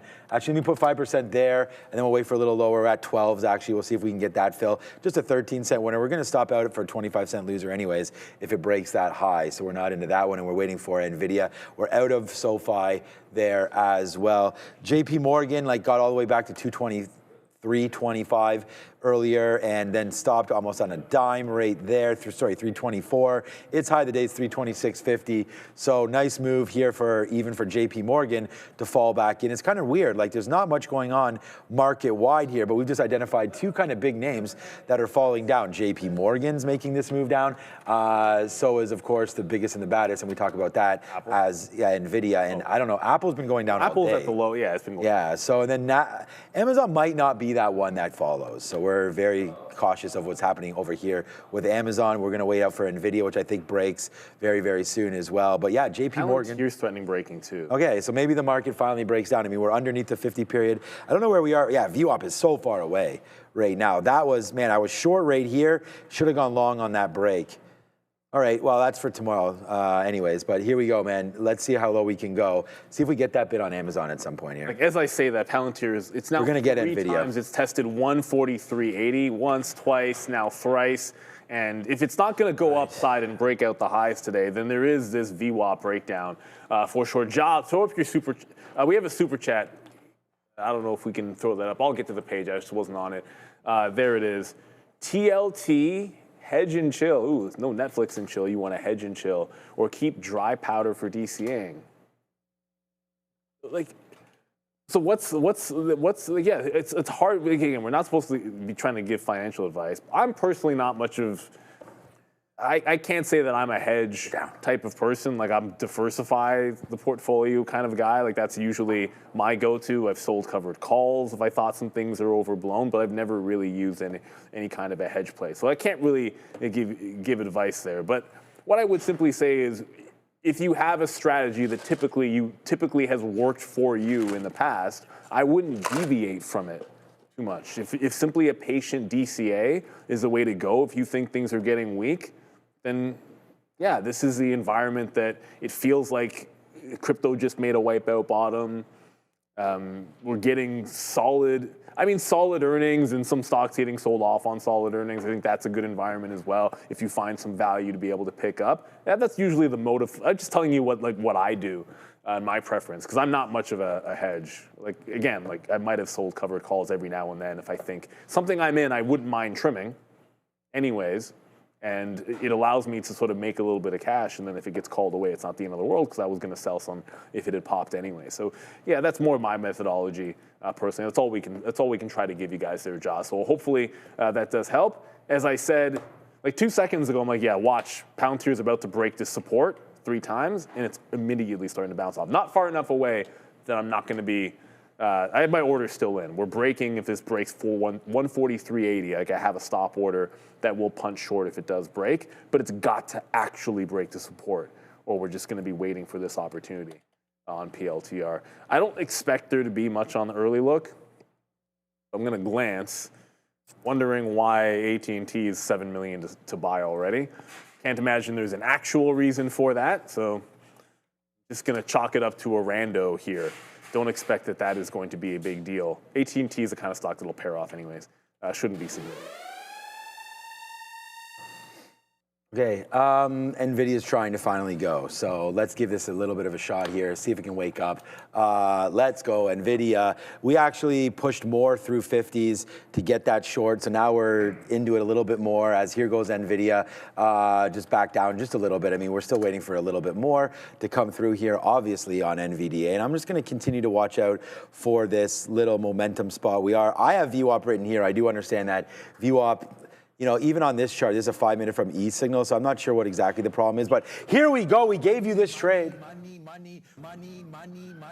I mean, I'm not here because I'm a pretty face, because otherwise I wouldn't be here. But hopefully we're able to show you some decent trades. Here goes Nvidia, nice move to the downside right now. Yes, buddy, this is definitely printing now as we get a little bit, you know, you're never comfortable until you're uncomfortable. So here comes Nvidia making that move lower. I'm going to cover a little bit more here at 31s. We just get that. We put our bid and we get that immediately. So now we'll wait to see how low Nvidia wants to really go here, as we'll just try to watch this now. I mean, I keep getting out a little bit. I'm out of now 35% of this as it continues to go down. Our first short was a break right there of 60s. So we were 60 short. It's now printing 30s. So that's already 1-to-1. Here we go, man. We're doing it again. We're doing it live right here for you. It's Nvidia trading, and it's a downside play for your boy right now as Neil just sits in a buyout. So nothing going on there. With WBD, he's explained that. And then Amazon, I don't know. We took a little bit of a bid there on Amazon, or sorry, an offer on Amazon up at 50. We'll see if we can get a little bit out. I might just start to ease this one out. If we can get this one out for flat, bid some 30s.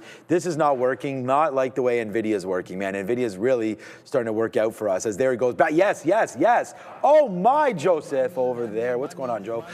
There goes Nvidia to the downside. And so, you know, we really did break this one down for you and really enjoyed looking at that trade. And I want to thank everybody in the chat for giving me the notice that this was about to happen. I already had the stop in there, but we did it again. We took 2 fills right now on Nvidia as it breaks lower.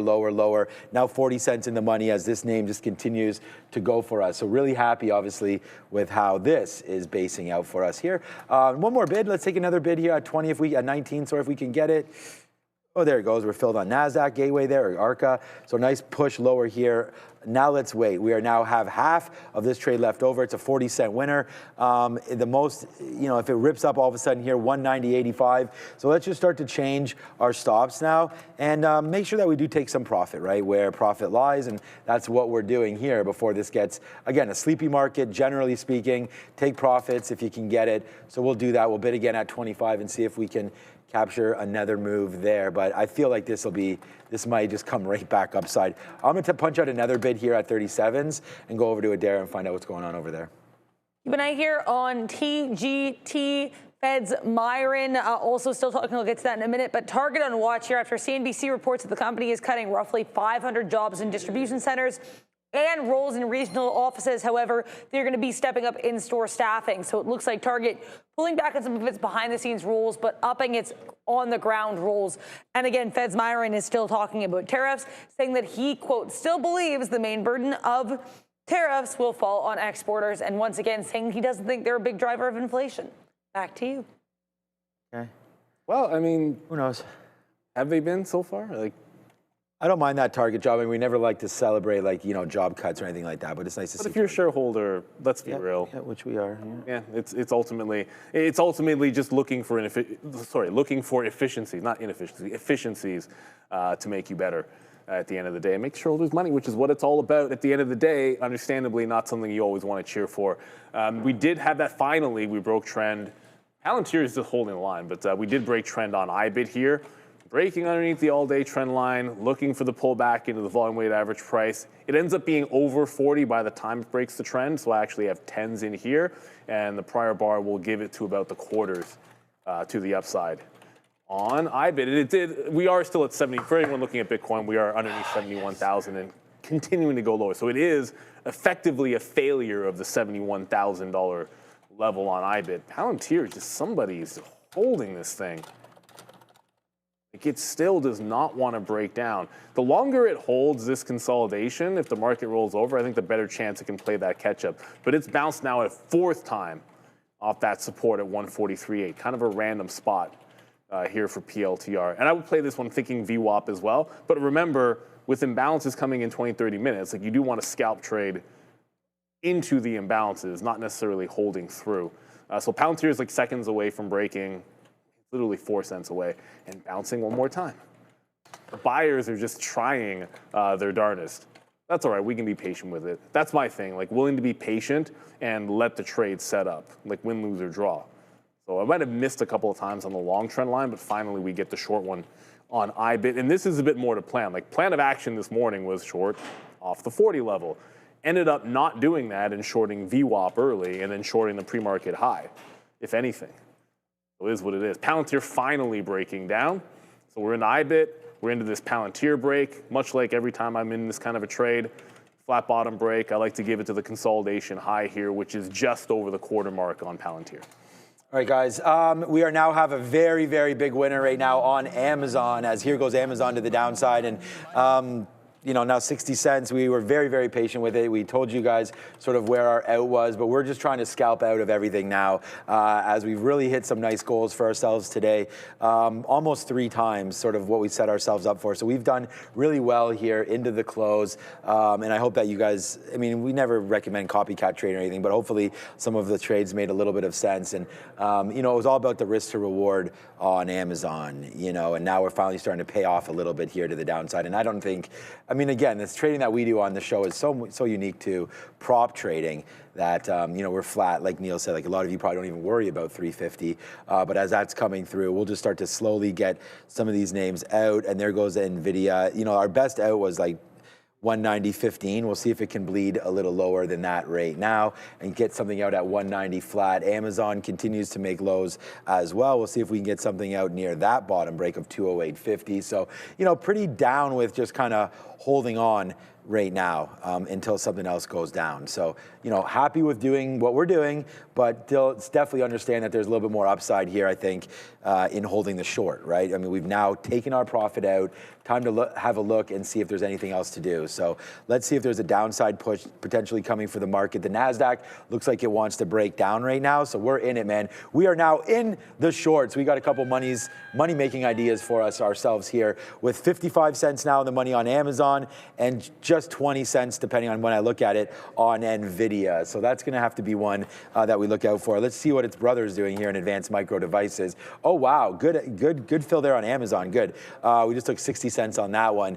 So again, risk on this trade was about 8 or 9 cents on the short that we have right now on Amazon. So that's a nice one here. AMD trying to get back up to the upside. So watch out now. We are going to put our sort of our watch on now for what potentially may happen here with Nvidia, because they're trying to bounce backside now. So we got to fix our stops on Nvidia, right? It was always going to be the 25 period. So now you're at 190, 63s. Let's just go to 61, because by the time it gets up there, hopefully that will have changed. So there we go, man. Have your stops in. That way you can protect your downside and, you know, let the upside run. So right here goes Nvidia. We're now 70 cents in the money on Amazon and 30 cents in the money on Nvidia. So far, so good on the shorts. We've really been pushing the shorts all afternoon, and we're going to wait to see if it works out now. So short here. Ooh, nice move there. Wow, Nvidia now getting juicy. All right, look, I got to take the profit. 119.17, we'll take a bid there. And now maybe we'll wait for a little lower, man. We're still waiting at 190.05, and then we'll see if we can really collapse here on Nvidia. So far, so good here this afternoon. Take the profit, guys. Yeah, always try to make sure you bank, especially as you said, like with the end of the day coming in here, only 40 minutes to go, so you want to make sure you capitalize. The market is not moving. Like, we're not moving that much. So to expect us to fall apart and get like 20 points or 200 points down on the Nasdaq, I think is a little bit aggressive. So like with Palantir, like that first 70 penny range, I think getting some out makes a ton of sense. There's not enough time to just get a quick, well, to get a complete VWAP retracement. And sometimes you get it, sometimes you don't. IBIT, which started to go, we already took some out in front of that 40 level. Not going to look for the reload here. I feel like when you get this late in the session, you break the trend. I want it to go and go right away. I'm not going to be scalping in and out and reloading it at all. It's just about catching that one-shot entry and then just holding for it to work. Oh, and the other side of things, by the way, congratulations to silver holders or traders or whatever. 8% for SLV. So I know there's some chatter about this. Filling in the gap this morning. I'm like, yeah, we didn't really fill in the gap yet. Oh, it's filled in the gap now. Fill in the gap to like last week's support levels. As the market pulls back in, it is worth mentioning is making sure we cover as much as we can for you guys. that we are still breaking out in a few places. I'm going to make the assumption, I haven't looked at gold in a little bit, but I got to make the assumption they're looking strong as well. As Peter Schiff mentioned, he wasn't concerned at all about the fact that all the demand was coming, a lot of the demand was coming out of China. He still thinks they're going to be big time buyers. So we're on the 50s here for our first profit target. We want to get to that quarter mark. You go 75 to 50s, 50s the quarters, and then down into the evens for PLTR for myself. And if we get to VWAP, great. But I'm not thinking we have enough time to flush necessarily all the way down there. If it goes $2, I'd be a little bit surprised. But that's where the bid is, at least for now. There was some doubt about this dollar, but now the dollar's here. Ooh, I like this joint. Money. Yeah, so there it goes, man. Just absolutely falling apart right now is Amazon, right back into VWAP. We are being very cautious of this because last time we were down here, we bounced. So let me put a bid out there. We'll punch some 56s out, get a little bit of a bid there on Amazon. But, you know, again, just watching the trend here, following it all afternoon. It did tick higher. I mean, it breaks that trend for sure, which got us nervous. But, you know, at the end of the day, it does print out there. We do favor the short. So that's $1 on Amazon. Add $1 plus 50 cents, Neil. That's $1.30 now in these two positions as we continue to watch out and watch this money sort of get pushed through that laundromat. Shout out to AZ, Nas, and Foxy Brown there. But nice move down. There's 190. We just took another fill on this downside play. We keep on adjusting our stop, man. Now it's at 190.50. We'll just keep on watching that as it's bleeding to the downside right now. And we go back-to-back jacks on the shorts. So yes, sir. Really, really now, man, the money is now starting to fly in. You know, we held a little bit of this, so that's been really good. So here comes Nvidia, really putting out a good day there as this move continues to happen for us on NVDA. Just one scalp in. Obviously, we got to take something out when it hits this VWAP there. But that's, I mean, we indicated this trade, man, back like at 2 p.m. when this wasn't even here yet. And the idea behind this Nvidia trade was really just watching it break through here, downside, and the rest is history. Just like Sam Darnold and your Seattle Seahawks made some history yesterday by winning, I think Seattle's third Super Bowl or so. Okay, so 208.79. We'll take another bid there on NVIDIA. That very low there was 189. Oh, sorry, that was Amazon. I just took a bid on right there. We took another bid on Amazon. I'm not sure where this is going to go. Let's set our stop now. It's at the 326 already. So let's just stop out in and around here, man. 209. Let's go to 209 flat. Stop out on Amazon. We have about less than 10% left on this one. So 01s for that stop out. You already know where my NVIDIA stop is. We're just going to let the rest ride right now. So yeah, so far it's going upside. Amazon, NVIDIA downside, market downside, Apple, IBIT. IBIT's, you're in IBIT. No, I was just trying to think about like what names maybe they were weak. So I was trying to think like, you know, which one's going lower. IBIT was strong. All day long, IBIT's been strong. Yeah. It's just, once it breaks the trend line, it kind of is what it is at this point. So we just bounced off to 40 again. I'll take that scalp trade. I don't use the trend line as an out. So when it moves from prior bar, like I just usually give it to a prior support line. So this will go to about 40.15 would be the right way to look at it, just above this prior support and this prior high. And we just need to break 40, head down into this support at 39.75, PLTR. Sort of the same thing. It's now gone that quart. I'm sitting right on the bid in front of the 143 third for the next leg out, and it looks like we're starting to push back in. There's some acceleration happening in the Qs, by the way. Oh, I should have just pulled over my fuse chart. It'd be easier. You know, there's acceleration, like this push right in here just happened. So we got the biggest volume candle, well, maybe not the biggest volume candle, the biggest wick momentum-wise on the Nasdaq starting to roll over. So you're starting to see it spill. Should be able to get that next bid in front of 143 here on PLTR. And yeah, silver is still looking strong. I think this does make, obviously it's going to make some sense that silver and gold are both breaking into the highs. This is what you want to see. Like I liked it a heck of a lot better when they were going up and the market was going down as opposed to when we had that everything sell-off. The everything sell-offs are the ones that I think we feel differently about. Like when the safe haven assets are going down as well, that can be a little bit of trouble. So you're just going to get on the bid here, catch our next fills, and then just continue to hold. I'm not taking any more IBIT out until we break that 40 level, but Palantir, I want one more leg out in front of that first half dollar. All right. So we had sort of tweeted out, you got to go follow me at Trader TV, Sean. We had the sticky note up there. We're putting our trades up there. We put Nvidia right when we sort of took it. So hopefully if you're able to, follow and see some of these plays, we just tweeted out again right there, right back in. I'm going to start exiting out. So we're literally getting out of everything right now on all of these plays. There, we're finally out of Amazon. So we'll floss that one off right there for Amazon. Could have done better getting them all out there, but we tried to hold, so that was a good little trade there on Amazon. And then we'll just see if NVIDIA wants to bleed the rest of the day. Go make sure you do follow all of us at Trader TV Sean, at Trader TV Neil, at Trader TV Joe, all of us right now, both on Instagram. If you can't find us, look for us also on Twitter. You can go have a quick little look, man. All right, so that's going to the downside, so we can move on that. Let's check in on SoFi. We did stop out of SoFi right there. Pretty good stop out. Now it's right there back into VWAP, so not a horrible look there for anybody considering some sort of SoFi love. Maybe back into your account. For that, hold on, I got to cancel, replace something here, make sure we're okay, make sure we don't get stopped out of everything. Microns did not have a good day today off of a downgrade, but still holding out okay now. 386, maybe potentially looking for a little bit lower here on Micron. This looks like a good break for me as well, although we don't have too much time left. Micron, if you're long, watch out, you're about to break 385. I could see something similarly happening to this that happened in my guy Amazon, that happened in my guy Nvidia.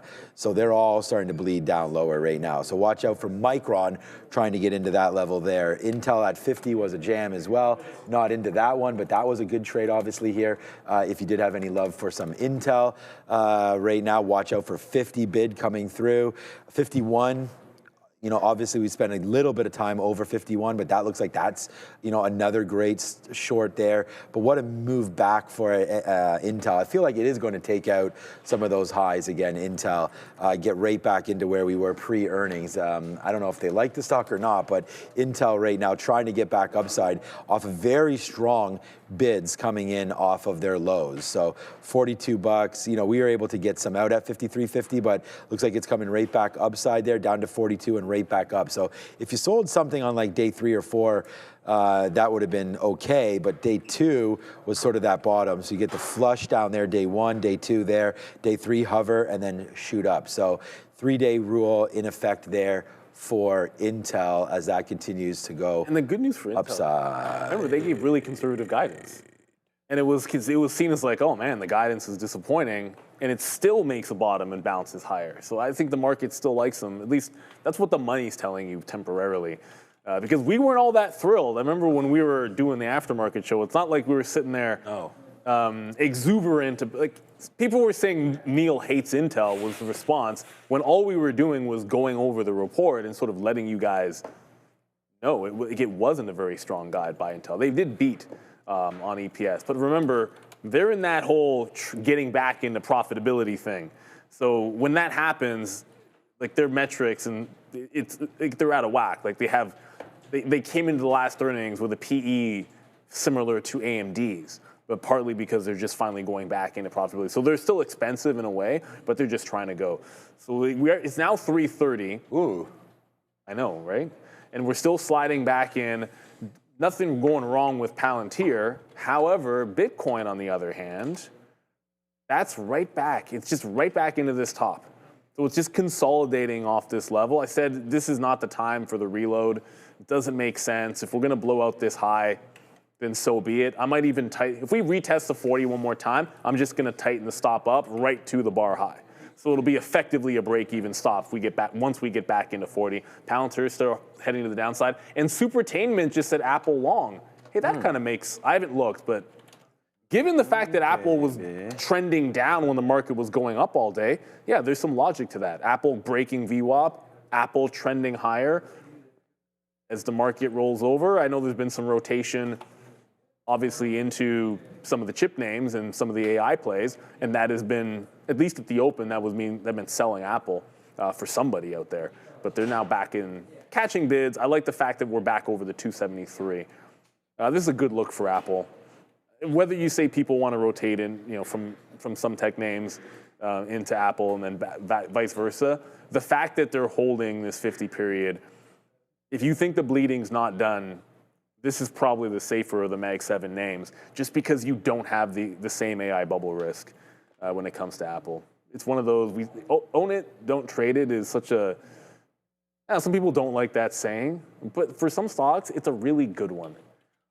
Because if you really, really like the company and you think that they're going to be good for 10, 15, 20 years, then don't get too cute about it. Now, when you're talking about a Tesla, where, that's a pure growth stock, there are going to be spots where, hey man, Tesla can pull back 50% from these highs, and you got to really pick your spots for it. But with Apple, a little bit safer. Adara? President Xi and U.S. President Donald Trump. So Xi of China, Trump of the U.S. set to have a summit in the first week of April. So again, Politico reporting that this Xi and Trump meeting will take place the first week of April. I want to talk here about some auto stocks, both of which are reporting tomorrow. And what better way to kind of show these than to do a Ford v. Ferrari moment, because I am not joking, Ferrari reports before the bell tomorrow and Ford after the bell tomorrow. So I had a little bit of fun with this. Of course, shout out to that film and just the race thing in general. Will be able to see here the annual revenue growth on a year-over-year basis for both Ford and Ferrari over the last decade. Now, Ferrari's growth has actually generally been better than that of Ford. There's also a Ferrari infographic that's going to come out minutes before its earnings report tomorrow, which is estimated to be released at 6:20 a.m.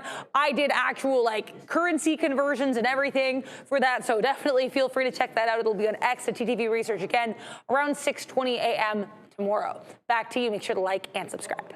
Quality of their sci-fi is so insane. Yeah, I know. I mean, that's why, I love Apple for the content. We're just talking about, Neil's talking about F1 there. Yeah, I mean, it's up for Picture of the Year, right? I was talking about it before when it was being released. I was very excited for it, so. I haven't seen the movie yet, but man, that trailer, it is just freaking gorgeous. Yeah, man, Brad Pitt is up in there too. It's going to be a great show. Who's supposed to win the... DiCaprio's movie. Yeah, one battle after another. So Sinners has a very outside shot, but ironically, F1 is considered the least likely to win Best Picture because they were also considered the most eyebrow-raising pick in the category. I've seen Sinners. I haven't watched the One Battle After. Is that what it's called? One Battle After. I don't know. I've never seen that one. One Battle After Another. Yeah, and it's star-studded. Apparently it's jammed with everybody in there. But that's how they roll. DiCaprio, if you got DiCaprio in a movie, it's pretty much, you're gonna get probably a nomination somewhere on that one. I don't know who won I think that won the Golden Globe. And generally speaking, whoever takes that down. Oddly, the SAG is actually more accurate now. The Screen Actors Guild Awards. That's considered a better predictor, though Golden Globe's also very good. So I'm a huge nerd about this stuff. Oh, wait, stupid question, because I don't know. When is the SAG? Has it happened? Screen Actors Guild Awards. But I think they changed the name of it. When is it? When? Oh, it's around, it's already happened. It's around the same time as Golden Globes, within a week or two. So who won? Best Picture? Best Picture, I don't know. I know certain categories. I'll look into it, though, for SAG. Yeah, no, it's okay. I just want to see because we were thinking that one might wind up winning Best Picture there, the DiCaprio show. So you can also bet, right? We can go on Polymarket. You can bet all those. I mean, most of your sports gambling websites, DraftKings, FanDuel, all that will have live odds. I feel like the Oscars are there in February at some point, I feel like. Mid-March. Okay, so get ready for all of that. We just had the Grammys there, and we had... I say Benny Blanco, but it's Bad Bunny. Benny Blanco from the Bronx. Took down, Benny Blanco would have had a huge wicked halftime show. Would have been out of wicked control. Awesome. Oh, this is a lock.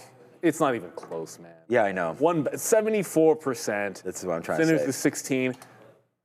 Wow, F1's not even a point. What is? I don't even know what a Hamnet is. Hamnet? Did anybody even know what that is? Oh, Hamlet? Yeah, it's a Shakespeare thing. I thought Marty Supreme was supposed to get more buzz than this. Come on, get Marty Supreme up there.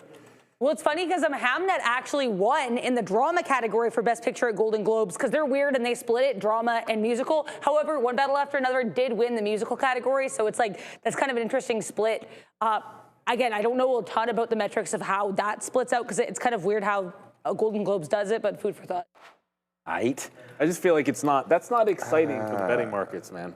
You want there to be some kind of an outside chance. They gotta figure that out. Don't they understand that there could be more money to be made? They just don't care. They're not sports. Ultimately, that's what it boils down to. Yeah, we're finding some support at this 43 on Palantir. It just doesn't want to fall apart. So I think the next push down, it's now 340 by the way. The next push down, I'm just gonna jump out. The same thing with IBIT here, because I'll go back to I'm going to go back to the early looks in a second, but the same thing with IBIT, where it just couldn't push through that support line, so I moved my stop into the break even. Just didn't want it this time of day. Like, sure, it broke trend, but I'm not going to turn like into a losing trade if it didn't want to go any further. So here, AT&T, that'll probably pair off, not a big deal. HPE, 1.1 million to sell, that's not a big deal either. SOXS, 900,000 buy, insignificant. Stellantis, that stock is a dumpster fire. Haven't checked, maybe it is bouncing today. Up, it was 800,000 to the buy side. Nothing too crazy in terms of expected moves. Oh, there was one thing that I forgot to mention that I wanted to, because broke a rule last week, and that rule was if there is a significant IPO in terms of size, you take said IPO. There is potentially Clear Street Group this week, CLRS. I see it for Friday, which is an odd day for an IPO. Usually they're Wednesdays and Thursdays. Oh, yeah, last week the one that worked was Friday, I thought, wasn't it? Oh, it was. You're right. The one that you're talking about. Yeah, so it's 1.2 million.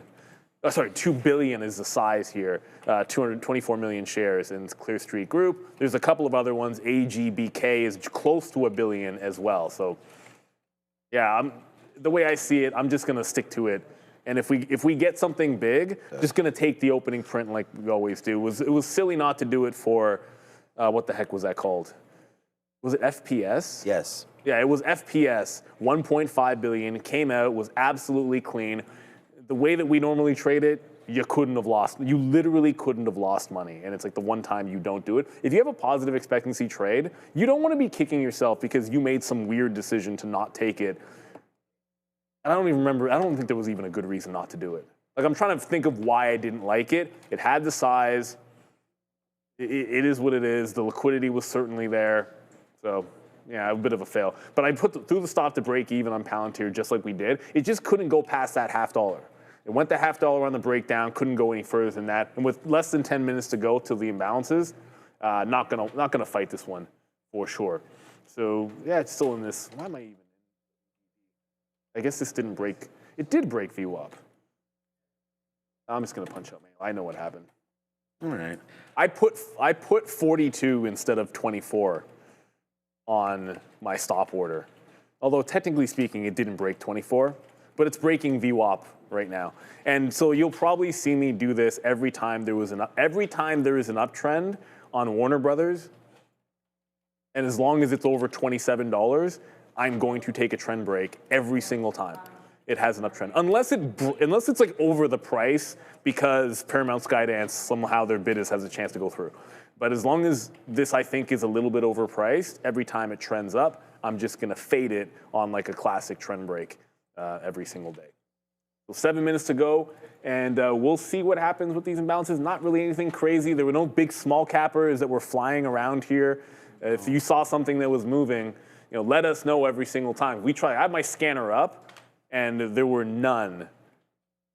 I don't know what AQST is, but I'm going to guess it's probably nothing. Look, it's Oracle, Palantir, which we were trading, SNDK, Nvidia, which Sean was on, IBIT, which we were just in, Tesla there. So what is AQST? Sometimes a small capper will show up on this that isn't really doing anything, and I think that's the case.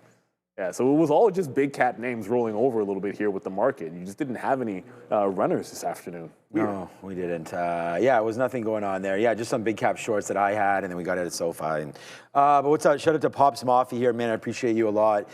Thanks for this. Look there, Nvidia's climbing. Yeah, so it did climb back upside there. But remember what we were doing. We were always getting out on this 25 period break. So I set it there at 190 flat or whatever it was at the time it breaks through. We get another piece out right there. So we're going to wait to see if it does fall back in. Very, very small amounts on that. That's the question. Yeah. That's the 25. Yeah. And then you've got VWAP. So what's the green line? 200. Is it 200? 250 VWAP 25. So yeah, I just because I was using the 50. Yeah, just because I was using the 50. So I was like, let me see if there's something else I could possibly use down there. So 21 just sounds better. I know I was using the 21, and then I was like, I don't know. They're both. I was just like you because it's a round number, but 21. It's because it's half the 50. Like I was using the 50. There, yeah. There's not too many sports. Neek. No, 25, I'm saying. I can't 25? really Oh, Barry Bonds. Yeah. But what about for basketball? You mentioned Basketball? Who was 25 in I don't basketball? know. Anyways, somebody I'm sure would know. I'm trying to think. Like, there's not too many. Like, I can't think of anybody that wears 23 either. So, no. So, okay, we'll have to wait to see what's going on with Nvidia. You know, the stop order now that we're over here, we're very, very light. If we take out this 119 and remember 190 quarters there. Remember, no, whatever this is, quarters. What am I talking about? 190.13, 190.13. We're going to stop out of the rest. We have a very, very small piece left, like under 10% left for this specific trade on Nvidia. So, you know, a little fallback, we'll get some pieces out. And as Neil said, we are now moments away. I got to get the imbalance locator up from this becoming live. And when this hits, right, it changes everything. You could have Nvidia could come with a big sell, or the next thing you know, it makes that move down, or come with a big buy and you get that move higher. So make sure you have your stop orders in and understand that at 350, the whole world, especially in the tech space, will change, okay? And I don't mean to be too dramatic in that kind of a statement. It's not, the whole world's not gonna change, but what's gonna look like these stocks are. So, out of nowhere, you have someone that says, I wanna buy Nvidia, or I wanna buy ZSL, and it completely changes what the whole landscape looks like. So let's be patient, wait for Nvidia to go. There's my eye over here. But that's 190 for NVDA. We didn't get a chance, actually, to look at what's reporting today. So let me go over. So how I find what's reporting, I just do it pretty simple, man. I go into TTV research, and I just open it up, and we get to be able... Oh, that's the Ford one. I clicked on the wrong one there. Should have to Adara. Here it is right here. So tomorrow, watch out for tomorrow, actually. Well, this is not, I want tonight's. Okay, here's all week. So let's have a quick look at what's been gearing up for this. I just want to say Open Door has been redacted. I already put that through social media, but there was like a confusion as to what day it's reporting. It's reporting on Thursday the 19th. Just want to clarify that before we get into tonight. Okay. We'd get excited because that would move around. Yeah, well reported on that one. So we'll have to check out for Open Door. So if you guys are interested in some Open Door love, get ready for tomorrow, as Adara just mentioned. 19th, right, off of there from tomorrow. But there it is right there, Monday night, so not there. Okay, so nothing going on tonight. Tomorrow we've got some good ones, right? I mean, this is going to be, we already talked about that Ford Ferrari talk. Coca-Cola, we saw a good number from Pepsi coming through. Datadog, that should be an interesting name, Datadog. There's one that could be a problem with AI, but we'll wait on that one. Fiserv, I mean, there's just a bunch of different, that's a fintech name. Oscar Health, we have to check out the health of that stock after some of the movements with Trump and not Obamacare, Trump RX that he's talking about there. I mean, wow, we got Robinhood tomorrow. Like, that's, how spicy is Robinhood possibly going to be tomorrow night? We'll wait to see what they're talking about, what sort of new ideas they might have. We'll be here for that one, everybody. Yeah, are we? I don't even know what we're doing. Are we staying Tuesday, tomorrow? Thursday, because throw that back up. Yeah, it's Coinbase. Yeah, when you got Robinhood and Upstart, Robinhood's going to be the biggest one. But you throw to Thursday, Coinbase. Yeah, right here. Huge Rivian, one. Maybe, I don't know. Rivian, kind of, but there's enough out there. Airbnb, DraftKings, Twilio, Pinterest. But like, if you get led by a big Toast. people are interested. Yeah, Toast. The big one, obviously, Coinbase and Robinhood. We can't miss out on those, despite Crocs. Coinbase having issues. Whenever people want to be trading on their Coinbase accounts, Coinbase, you just seem to have problems. I'm just saying it anecdotally for myself. There's always something. And then even today, like I wasn't trying, like I usually it's on the weekend when I'm trying to buy, make the dip buys, but people were complaining of issues today on Coinbase. And they've been in trouble for a while, but maybe they can prove that the bottom is going to be. Well, that's the one thing I want to say. Like, we're trading at Real Trading, so we've been with, our platform for a very long time, and we understand if there are ever issues, where to go for support and things like that. So, yeah, definitely, if you're noticing that Coinbase or wherever you're storing your crypto or whatever exchange you potentially are trading on, make sure that there is. Sometimes you can use the app, and maybe that gets you through as opposed to the desktop version. Yes. I think when all hell's breaking loose in crypto, probably not, to phone them might not work. No, that's not going to help. Out right there, especially if you're trying to get out of like your 0.1 Bitcoin. There's probably people that are trying to move around a little bit. They don't care more about me, and I'm like, I'm not a priority because like almost all of the vast majority of my crypto is in an ETF anyway. That's what I was going to say. So I'm like the 7% of my Bitcoin is in my Coinbase account is not going to be anybody's. Cause it's actually probably less than that now that I think about it. But but in all seriousness, just remember, it's not just about Coinbase. Like your broker, or whoever you happen to be trading with or investing with, or you swing trading, remember your broker works for you, right? Like, you are the customer, you are the client. You are supposed to ask questions if there are issues. You are supposed to poke them, and that's the relationship is supposed to be that back and forth. You're supposed to be able to ask for features. You're supposed to be able to, if you have a bad feel or something, be able to contact somebody. And those types of things are important. And we get spoiled by having, real trading be so reliable for us. But just remember, you want to make sure you have someone that you can rely on. 30 seconds to go till the imbalances come in. For us, we got them right up here, so we can show them to you and let you know what does pop off. I mean, for what it's worth, AT&T is still $5 million to buy. Usually I would pull something up that had that big of an imbalance in the early look, but it's AT&T, so it's probably not going to do anything. Famous last words, if it goes ham, don't at me. HIM's now 800,000 to the buy side. That's still not that significant. You want to see millions for a stock that's in play, and HIM's was in play on news and has done 132 million today on HIM's. So if it's doing big volume, you don't want to see 800,000. You want to see a big one. And now they're out. Open Door. Wow, okay, well, they might not be reporting tonight, but it's a 4 million sell on Open, that's for sure. HIM's 2 million to the buy side. Rivian 1.3 million to the buy side. TLT's a million buy. No big cap tech names. So a bit of a curveball. I saw Nvidia moving. Oh, Lyft is there, 1.4 million to sell.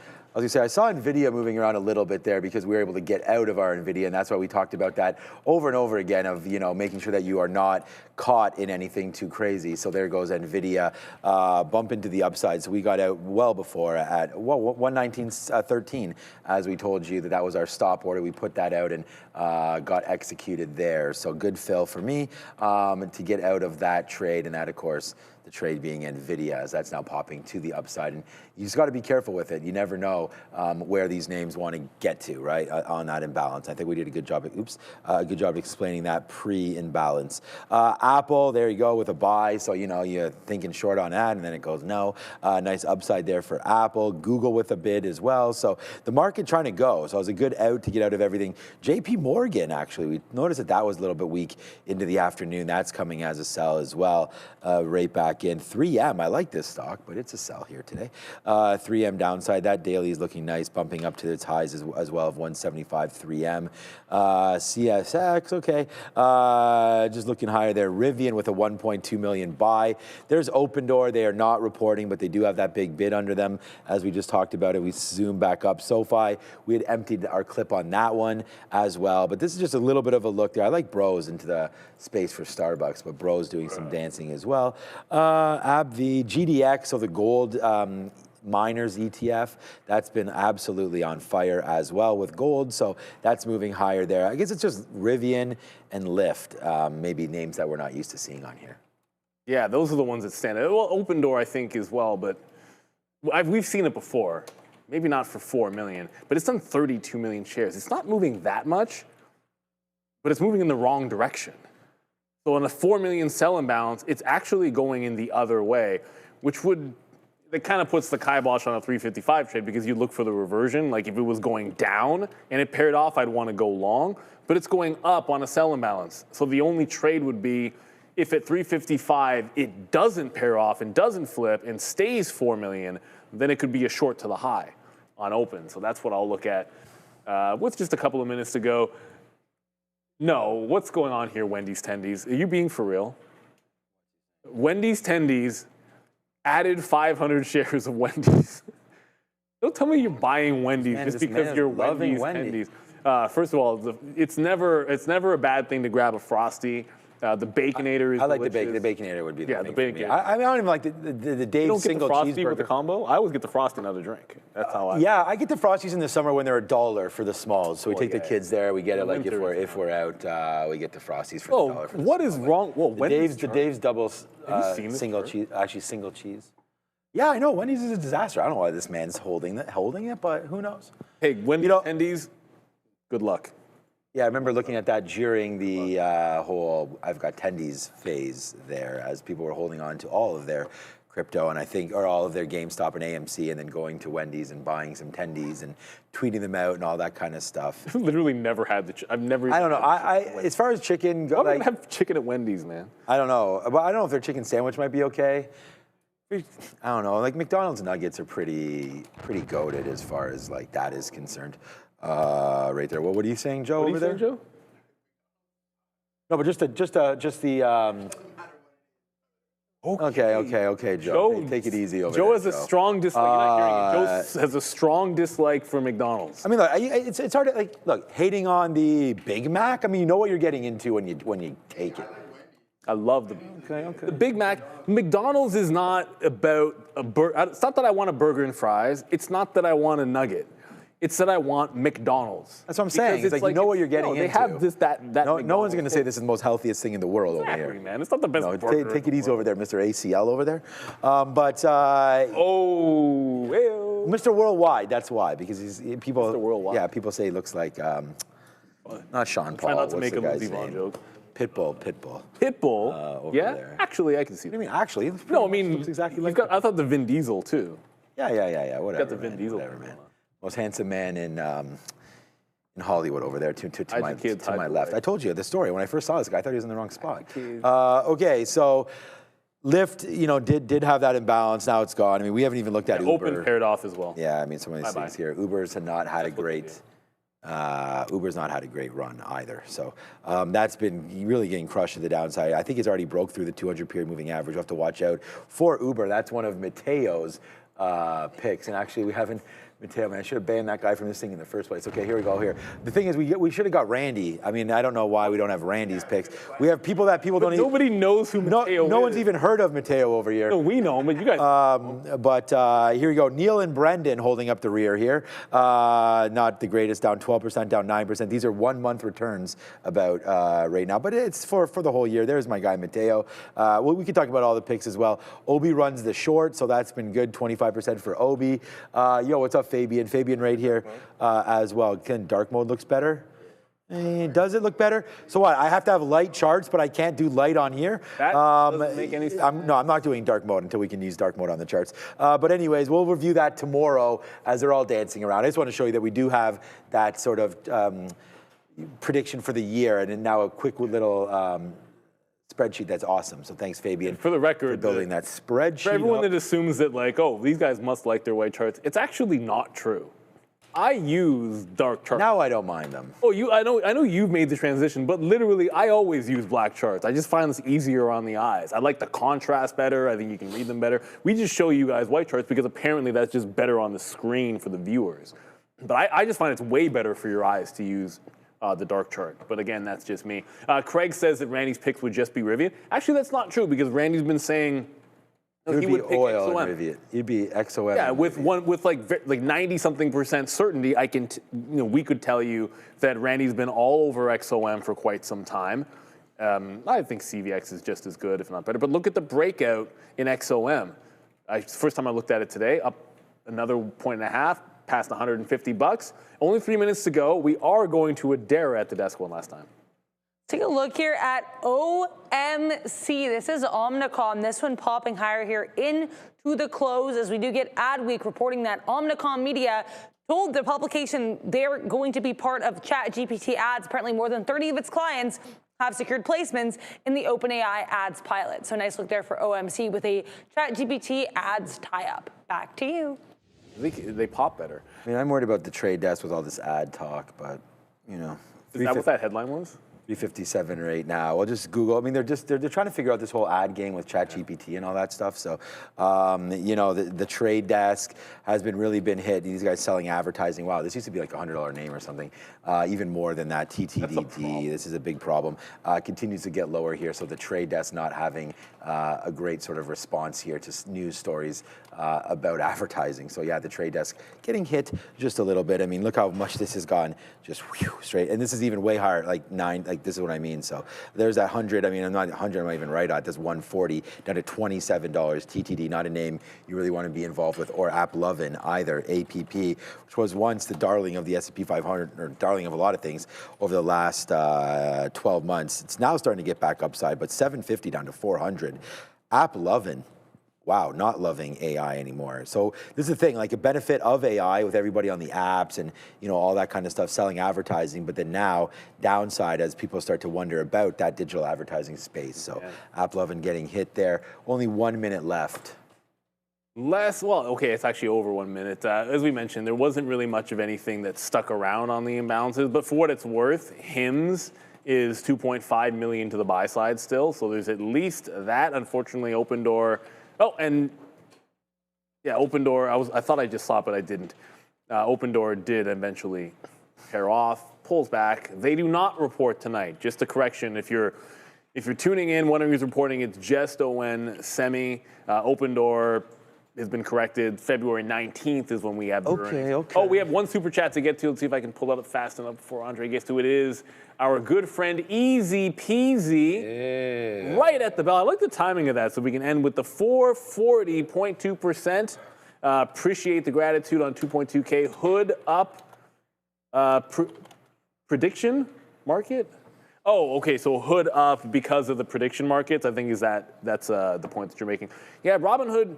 The diversification is what it's all about, but I think some of the bounce has to do with the bounce in crypto, realistically. A wipeout bottom in Bitcoin probably causing a nice bounce for Robinhood. As we ring the fake bell, one of these days, we're actually going to lower the bell that we put in, and we're going to ring a physical bell again. Just have to remember doing it, and I'm just going to get up myself. And you know what? Let's just.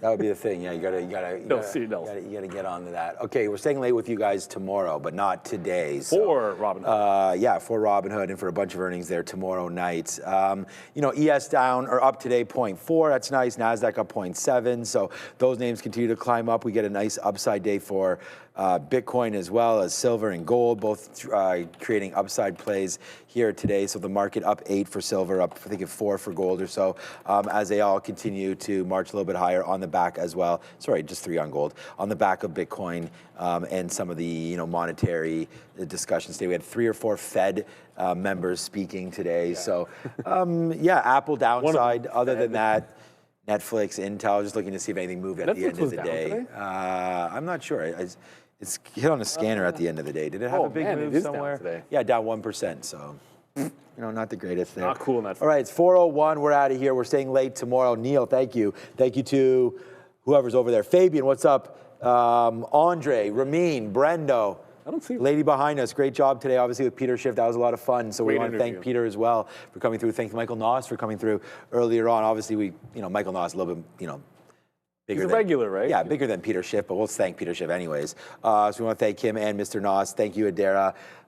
Joe and Sharif. Yes. Even though he doesn't like McDonald's, Joe doing a fantastic job. He's pounding back a quarter pounder right now. So. Hater. Yeah. Who doesn't like McDonald's? Joe, apparently. Apparently. I don't know. All right. Ciao till tomorrow, guys. 8 a.m. We'll see you right here. Have a big.